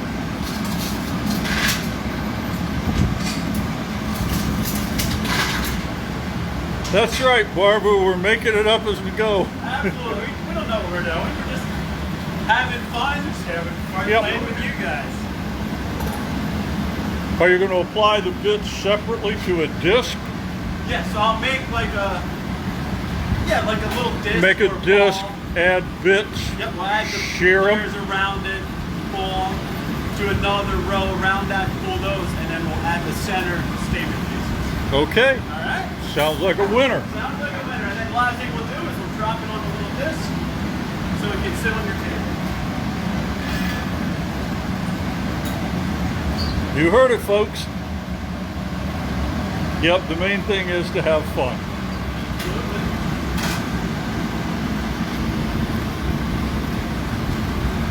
For sure, if you're not enjoying it, it isn't worth doing.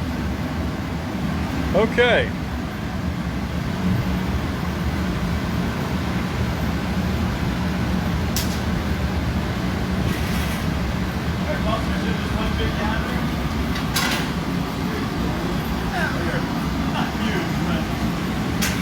You're going to use, you're going to have a different color around for the petals, or all the same? Yep, all the same. All the same, okay. Just heat it, bring it.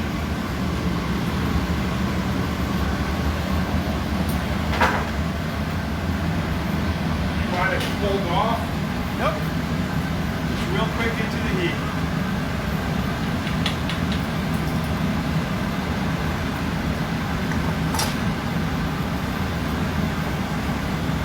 How do you want this? Antoinette, I'll tell Straight Todd you out? said hi later. Yep, straight He's on. got his earplugs in, and he wouldn't hear me anyway. Okay. Yep. Josh is going to apply the glass and then cut it off. Good. Go ahead and grab another one. Flatten it a little. Pull it up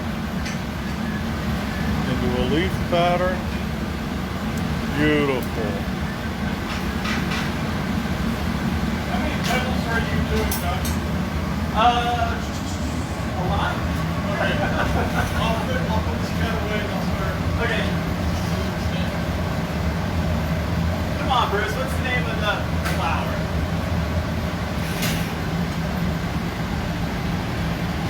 What's the name of the flower, Bruce? Are you quizzing Bruce? I could tell you the name of the skunk is flower, but I don't know the name of the flower. All right, so we're going to do a series of these all the way around. Yep. It's not an iris, is it? Oh, maybe somebody will. I thought an iris was more, was a little taller. At any rate, this is an art of fire flower. The dogwood? Are you making a deity? Maybe. Big peonies, right? Whole bundle of peonies.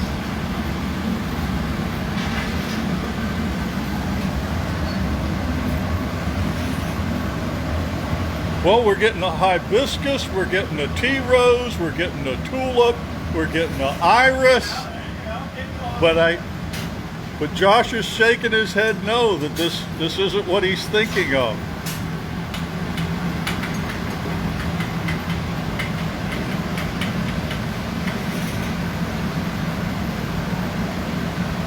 Daisy. Lotus. That'd be fun to do. Ah, yeah, we'll do a lotus flower one time. All right, so Foster's going to come back now with another bit.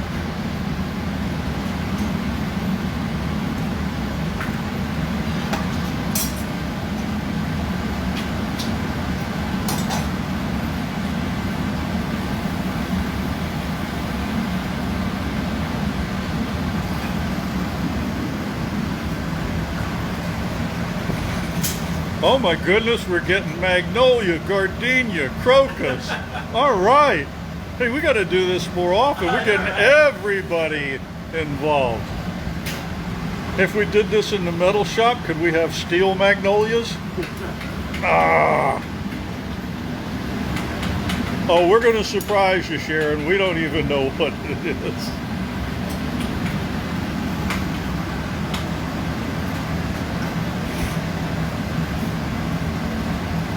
What's better than a dozen roses on the piano?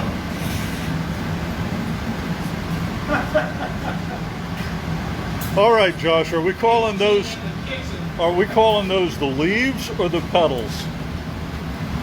Petals. The petals. I guess the petals. Okay. No, That sounds good to me.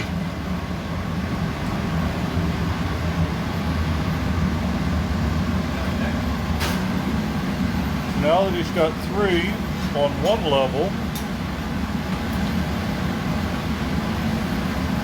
he's going to come up to another level and do 3 more.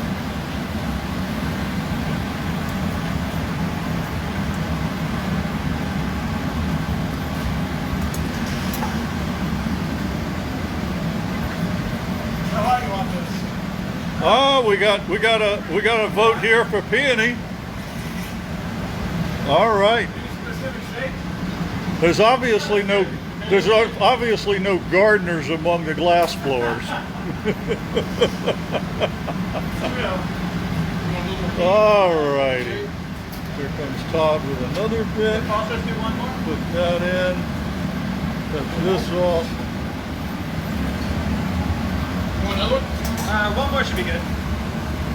One more as a phosphor? Yep, one more phosphor. Notice how the layers are overlapping. Beautiful work. Okay.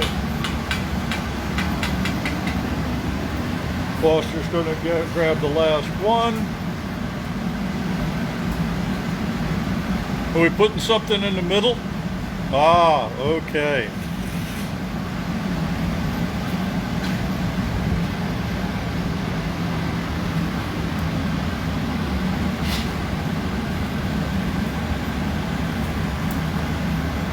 Ready? Yep.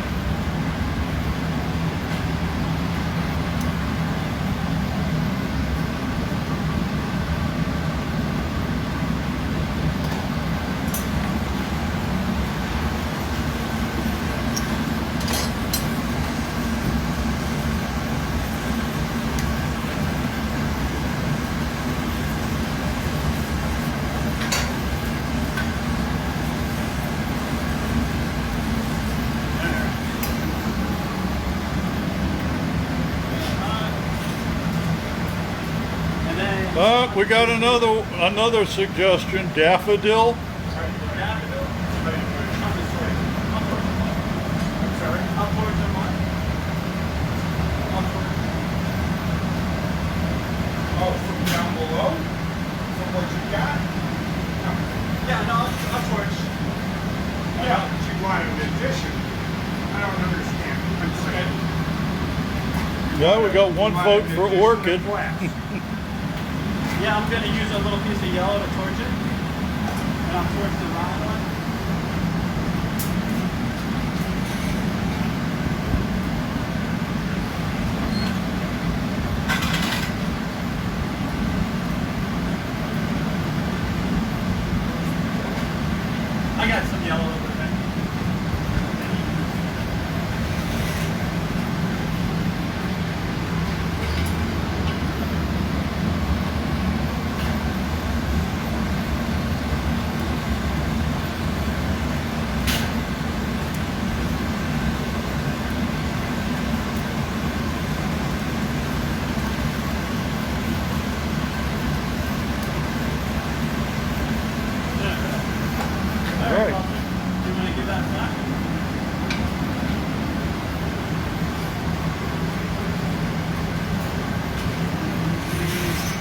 Oh, you're going to use a stringer? Yeah. All right.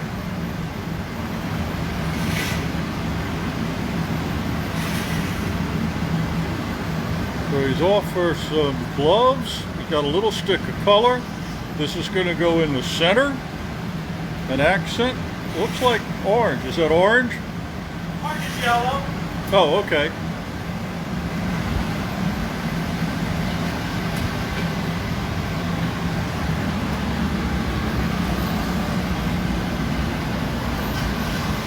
Put a few little dots right in the middle of it.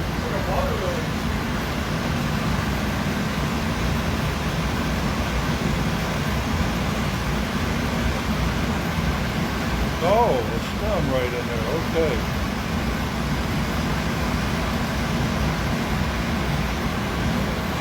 I got it.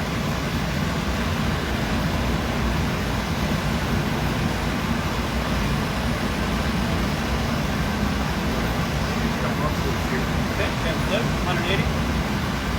There you go.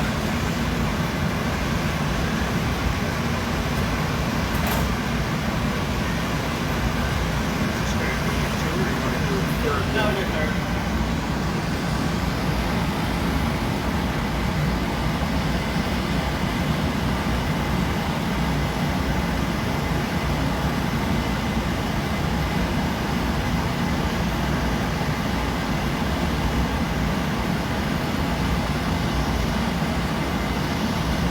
Let's go ahead and grab a good flat. All right. Can I say it? You're a real pistol. Yeah, let's grab another good flat. I'm gonna do a little bit of shaping on the stem. All right, so now he's gonna work that a little bit, straighten them out some.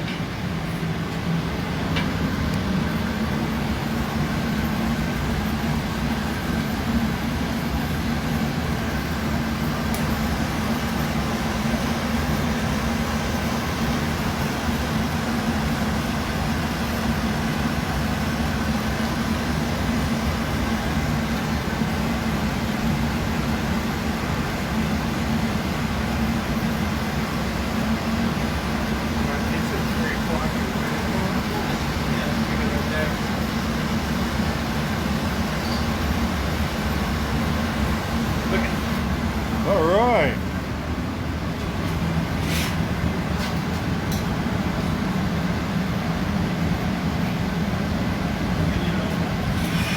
Good, Walter. Keep an eye on those stems, make sure they're relatively straight. Yep, it does look a little like a lily now. I think Josh is going to make a little something for it to sit on. He's going to clip that glass off on the marver. A little pad. We'll grab the gloves, catch it, and put it on its stand. Tell you what, let's take off the stand.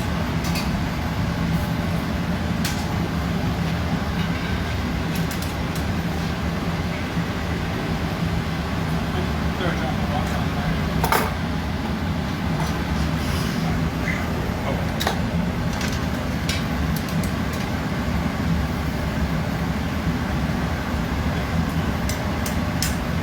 All right, off it comes, onto the little disc of glass.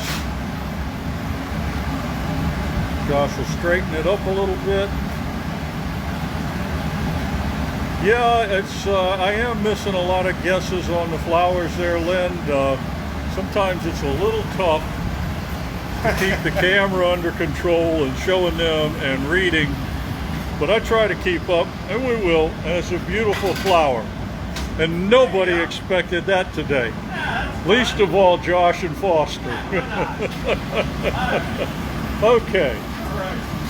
Why don't you do a little show and tell of the gallery and or the table, and I'll get set up.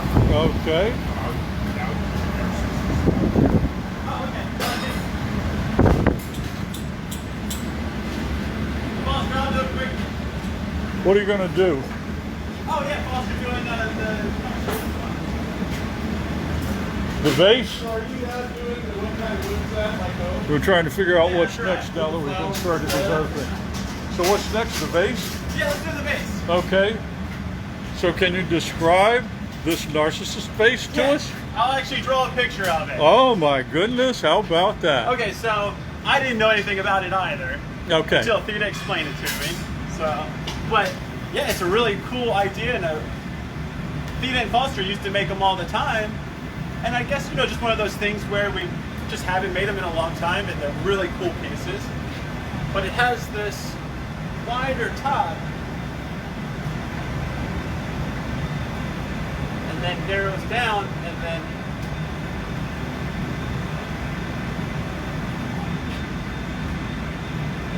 so the idea being is the ball Sits in the of top. the flower sits in the top, and you have that really pretty flower, and then all the roots come down into the water.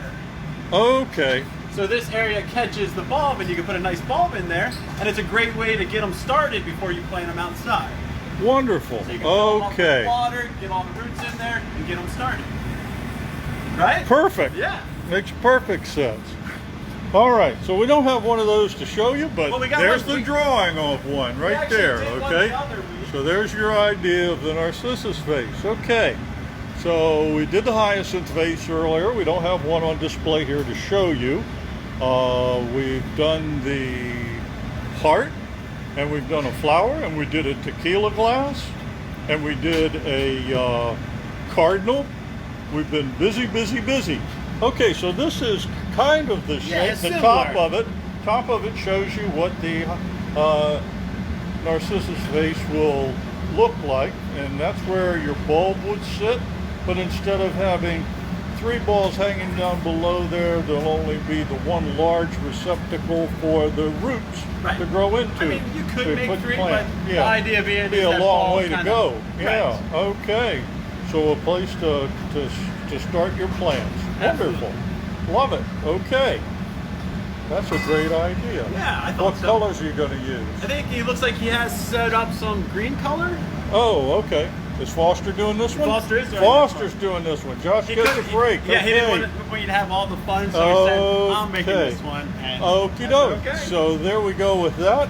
Quick review. We had who? Sharon Gallagher won the gold vase from last week. One of y'all is going to win this beautiful Frit bowl by making comments. Your names will get entered in the drawing. And we've got tons of pieces here that are really great for Mother's Day gifts. We've got Jack in the Pulpits, we've got a ruffled bowl, we've got numerous perfume bottles, flowers like we've made before, and then the one you just saw, which we don't really make very often. And we've got fragrance diffusers, we've got champagne flutes, wine glasses. And then we are going to be And making we're wall gonna pockets. Get these, yep, wall pockets, which will hold a plant very nicely up on your wall. And you saw the hearts already, and the hummingbird feeder is yet to come.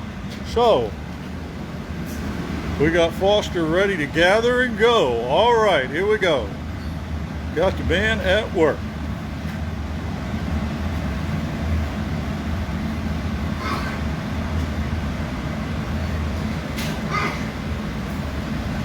All right. Foster's taking a trip to the pipe cooler, and I'm going to go over there and show you that real quick, just because it's kind of interesting. It's basically a trough of water bubbling up there, and we use that in case the irons are a little warm. So if there's some moisture, here in the mid-Atlantic it's usually pretty humid, especially in the summertime, but it's getting that way right now. If a little bit of humidity gets trapped in that pipe, it really heats up and it's a little dicey to hold. So by cooling it off, we're able to control that. Foster's pressurized the air column in the pipe, and there comes the bubble right out into the glass. He's going to use the cherry wood block now. Oh, and Sharon Darney says that the base of the hyacinth vase, the narcissus vase, is wide enough that you can enjoy the flowers indoor too. Very good. Yeah. Okay, so Foster's off for a second gather now.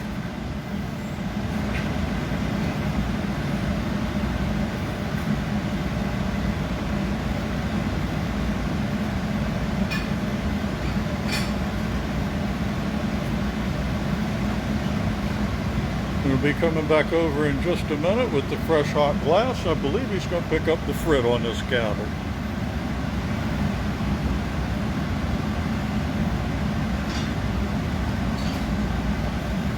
We'll back up just a little bit as he approaches. Should we call it with this one? 'Cause it'll There's the take line us of the frit on the Marver, and the fresh hot glass sticks right to it, covering that ball of glass up.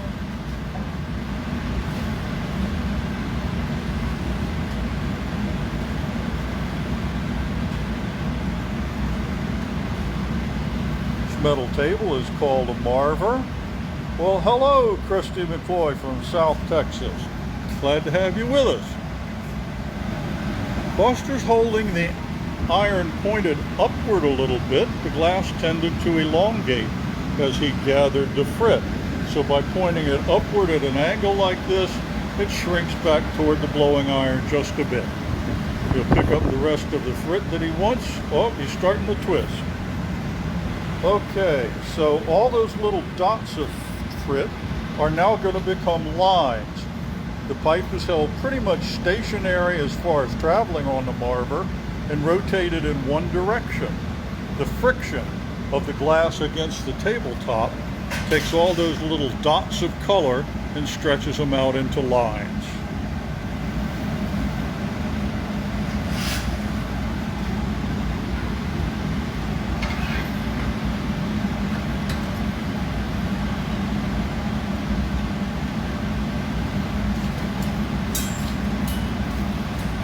By twisting and cutting gently with that, he can finish the twist all the way to the end. And now he's got his design on there, his color pattern.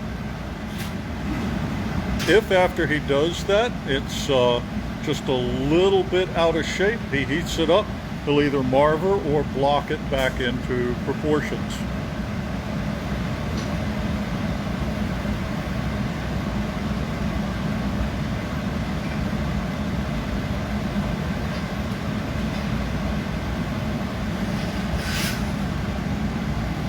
Well, thanks, Patrick Foley. I never, actually, I think somebody posted that once a while back, but that's really pretty interesting about putting wool in the wall pockets to diffuse the scent.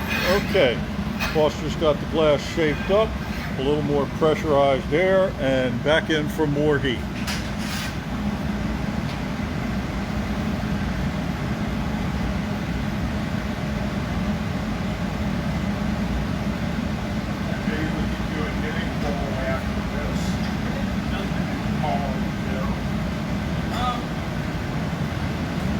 I think we should at least do a wall pocket. Okay. Bird feeder. Okay. And then, yeah, we can do the knitting ball.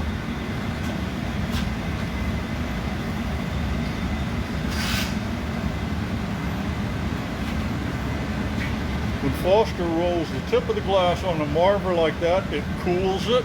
It gets a little darker. You can see that as far as the heat goes. But what it really does is prevent the bottom from blowing out when he does blow through it. The jack line, separate it from the pipe eventually, and then he'll blow.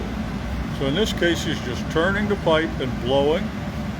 You can see the diameter increasing, but the tip of it didn't blow out because he pre-cooled it on the Marver. It's the same thing he's doing with that little bit of wet newspaper right there, cooling the end of the glass so that it doesn't overheat. When we place the glass into the glory hole, it all gets hot. There's 360 degrees of heat hitting it. So whatever depth you place the piece in there, all of it's going to get hot. If you want some of it cooled off, then you've either got to pre-cool it, or after you've heated, cool a portion. It's getting it all hot right now. Almost all our pieces start with a sphere with a jack line. Then we can use gravity or centrifugal force to change the shape. So he's elongated it by swinging it. He's cooling the tip again so it doesn't blow out excessively there. And when he does blow, the inflation takes place above that point. And there's that larger, wider bottom they were talking about. All right, Barbara, bye-bye. The rest of you, hang with us. We're going strong today. Okay. Getting the taper there. That portion that's attached to the blowing iron right now is going to be that cup portion that sits at the top and gets wide open. So the taper below it is going to afford a little more symmetry here. Alrighty, he's got that done. Shaping the bulb at the bottom, and then he'll go for flattening. By using the back of the jacks and pressing, he flattens the bottom, and he'll put a little dimple in it with the tip of the jacks just to make a place for the putty to sit.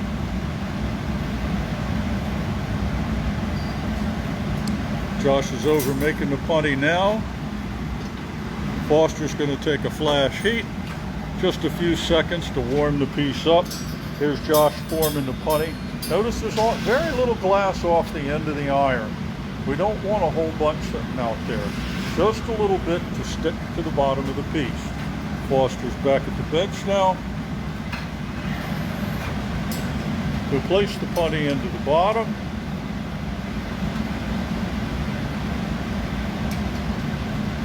Turn the irons and keep everything centered. And then once again, an application of water and a quick tap of the pipe, and it breaks free. It's the vibration that breaks it free. So when he hits the pipe, it breaks at the weakest point. On a rare occasion that the punty joint and the neck are equally weak, we get what's called a floor model. And those don't happen very often, but we have to make sure that the glass breaks where we want it to. And it's always going to break at the weakest point. That constriction near the blowpipe, which we call a neckline, had to get pretty cold, and it was cold enough to fracture and break smoothly. That means it's going to take a little while for Foster to reheat it enough to begin working it. So his heat's going to be concentrated in the upper portion of the vessel. Yes, Kimberly, good vibrations. That's what it's all about. Every once in a while, you'll see him put the whole piece in the glory hole for a flash heat, just to keep it warm so that it doesn't get below 1,000 degrees and crack. Once he gets the top hot, and you can see that it's hot from the orange, he's going to swing it a little bit, and that will elongate it even further. This makes the tapered area of the glass even longer. And we'll go over here and take a quick look at Josh's drawing, and you can see how this is shaping up. The long taper culminating in the cup at the top. Foster's going to use his jacks to begin to round it out, smooth it out, and begin to open just a little bit.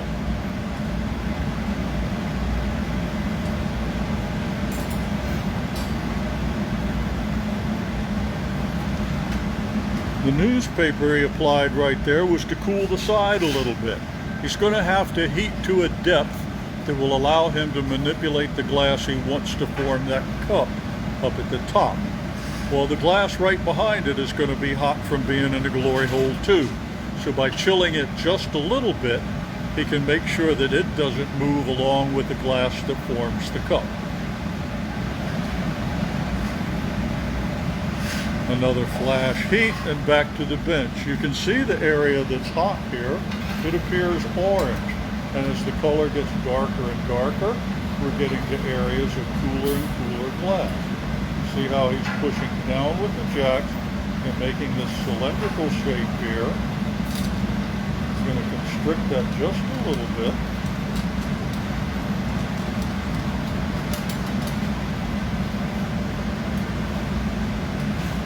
And then this action is going to be kind of reminiscent of what Josh did with the margarita glass earlier.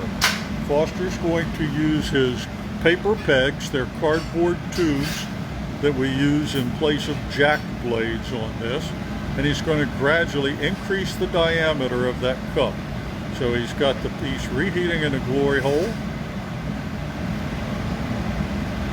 Yeah, we're running a little bit long today, Renee, but we're having fun and it's a good time, and we've thrown in a few things we hadn't planned on, and we cut it short a little bit last week, so this is the bonus episode.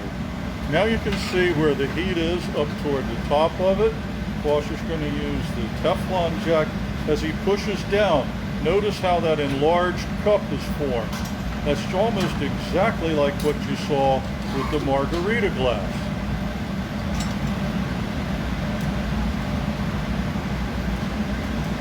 Roll it back to where it gets round. Got his symmetry. Beautiful.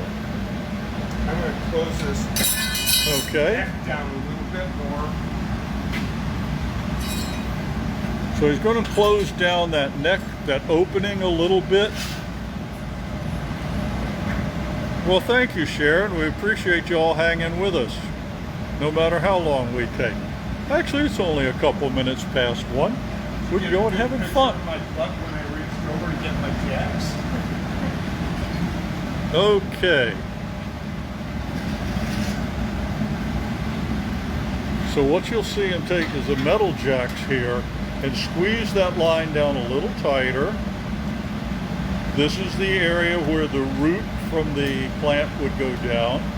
And then he can use them just to get that large cup on the top shape. That might even make a better margarita glass. That would hold a lot. You put the tequila in the bottom portion and then just top it off with lime juice and triple sec. Beautiful. And there we go. All right, great. And this is a green frit color combination that we have here. Beautiful work. Wonderful. And I had no idea they were called that. How about that? Okay, so Foster's got that done. He's going to take it off with a punny. Josh is going to go get a glove.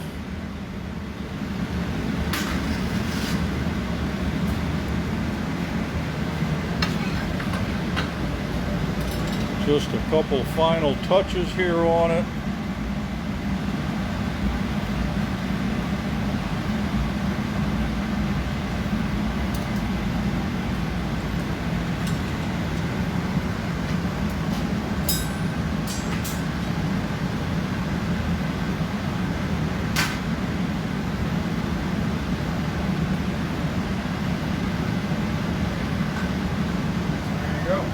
Beautiful. Thank you. Marvelous. Okay. Yeah, Sharon, I gotta agree. The color is great. Absolutely beautiful color.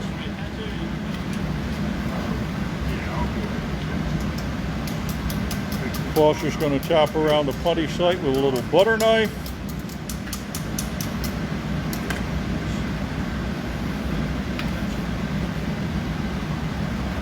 Tap the piece off.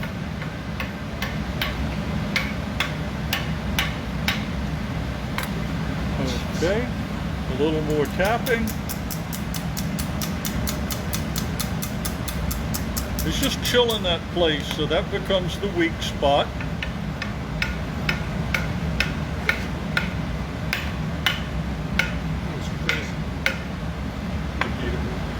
All right, so he's going to take another flash heat just to make sure that the whole thing doesn't now, get is that cold. a good punny or a bad punny, Bruce? It's neither. It just is the punty, okay? It's what you're working with, okay? So if the punty goes on a little too stiff, a little too hot, we don't just bang on it, we'd break the piece. So now he's going to use water to chill that point, and then a tap, and look, it comes right off. Beautiful job. Okay, so patience pays off. There we go. Okay, so Yeah, I don't look at, the only time I would say you really have a bad punty is if it's completely welded on and you can't take it off. Then it's a bad punty. But otherwise, if you can figure out how to take it off and it'll stay on the pipe while you're working it, you're good to go. Alrighty, so what are we going to have now, Josh? Hummingbird feeder. Hummingbird feeder, okay. Here we go with a hummingbird feeder. Here's a sample of one over here. Okay, and another one there. So Josh will be making that.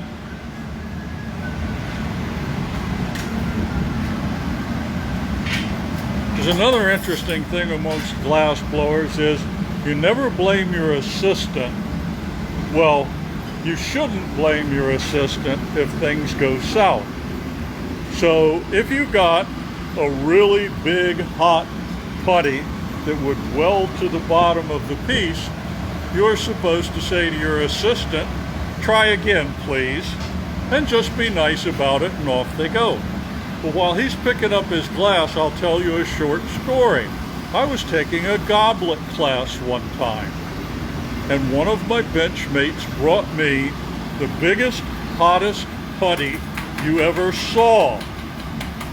He's picking up, what do you got, multicolor here? Yeah, it's a cranberry and peach color. Okay, cranberry and pink. So I had a delicate goblet with a putty that probably would have held a 7-pound vase. And when the end of it came time to take it off of the putty, the instructor was laughing, and I couldn't take it off of the putty. So he said, we will not give up. We worked on that putty. Here we go with the cherry wood block.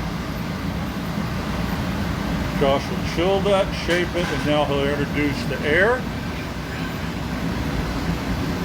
So I worked on my goblet putty for about 35 minutes, continually reheating it. We even used an oxygen propane torch to try to heat the glass and cut it out.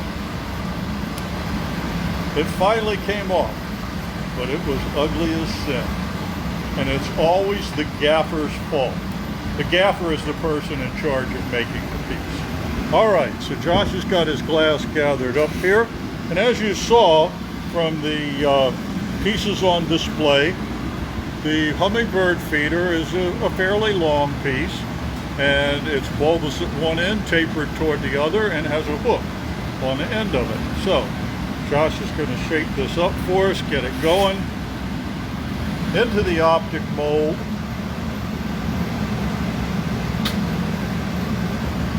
And there's the ridges. Beautiful. Okay.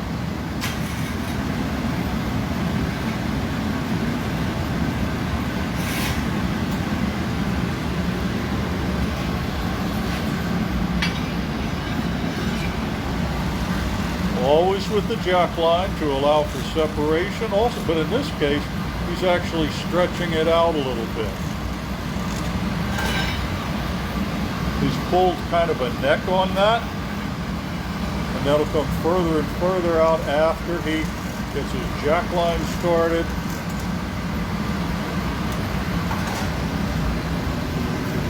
Now, just like with a lot of other pieces, these can take on a kind of multitude of shapes, but he needs a spot down at the bottom of this that can be narrow enough to accept the feeder portion, which is basically like a plug or a cork with a small tube in it. And that's what's going to go down there in the bottom of it. Now he's going to start stretching it out and inflating.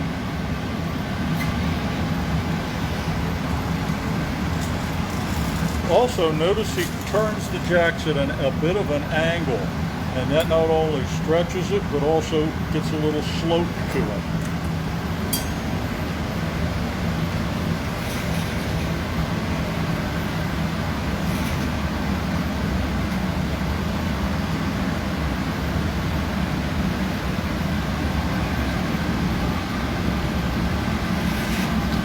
Now by swinging it, the centrifugal force will elongate it. If he wants more volume at the bottom or the bulb, he blows into it gently And notice he's still got that nice tight area up toward the blowpipe. That's where the plug for the feeder will go. Getting it nicely centered, shaped up. And in just a moment, Foster will deliver the putty to him, and they'll take it off, or transfer it. And then it'll be a case of opening up the lower portion of it for the hummingbird feeder. Notice he waits a couple seconds. He's not in any hurry to get this done. He's letting a little heat dissipate from the putty. If it looks a little hot, nice connection, water on the neck and a tap, and we're off to the races. There we go.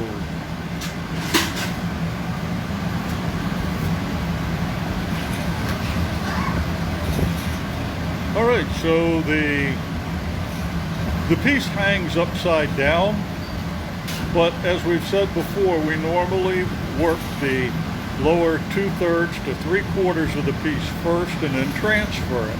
And that's pretty much what we've done with this. All that Josh has to work with now is the opening, getting that just the right diameter he wants and shape, and then he'll knock it off of the putty and put a hook right where the putty was attached.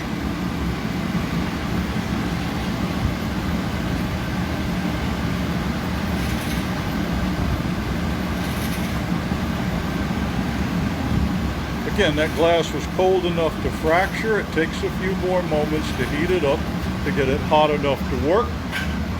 But if you've watched enough of these videos, you can see that orange glow, and you know that that's where the heat is.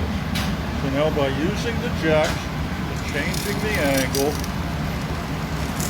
you can flare the lip and create a constriction that will hold the feeding mechanism just fine.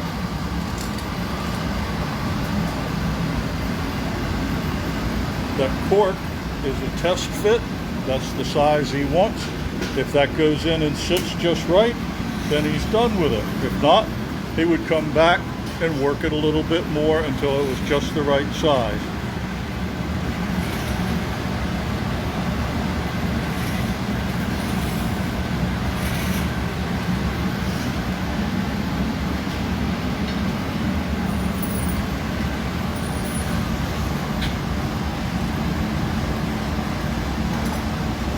Comes with a test fit again, and that's just pretty much what he wants.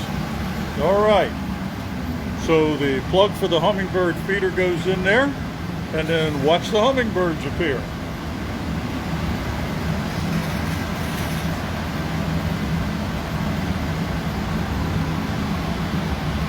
We'll take a little water from one of the buckets, put it right onto the punty joint, tap it off and into that cradle, and then he'll put the hook on it. A little more water, there we go, into the cradle, and there it comes. Notice how he just kept tapping and tapping and tapping. He didn't start whacking at it harder. That could have cracked the glass, but eventually the vibration was sufficient that he just took right off of the punty. There he goes with the glass for the hook. He'll pull that up a little bit and flip it. He can use the shears if it starts to fall too much, but now he'll grab it with his tweezers and put a gentle curl into it.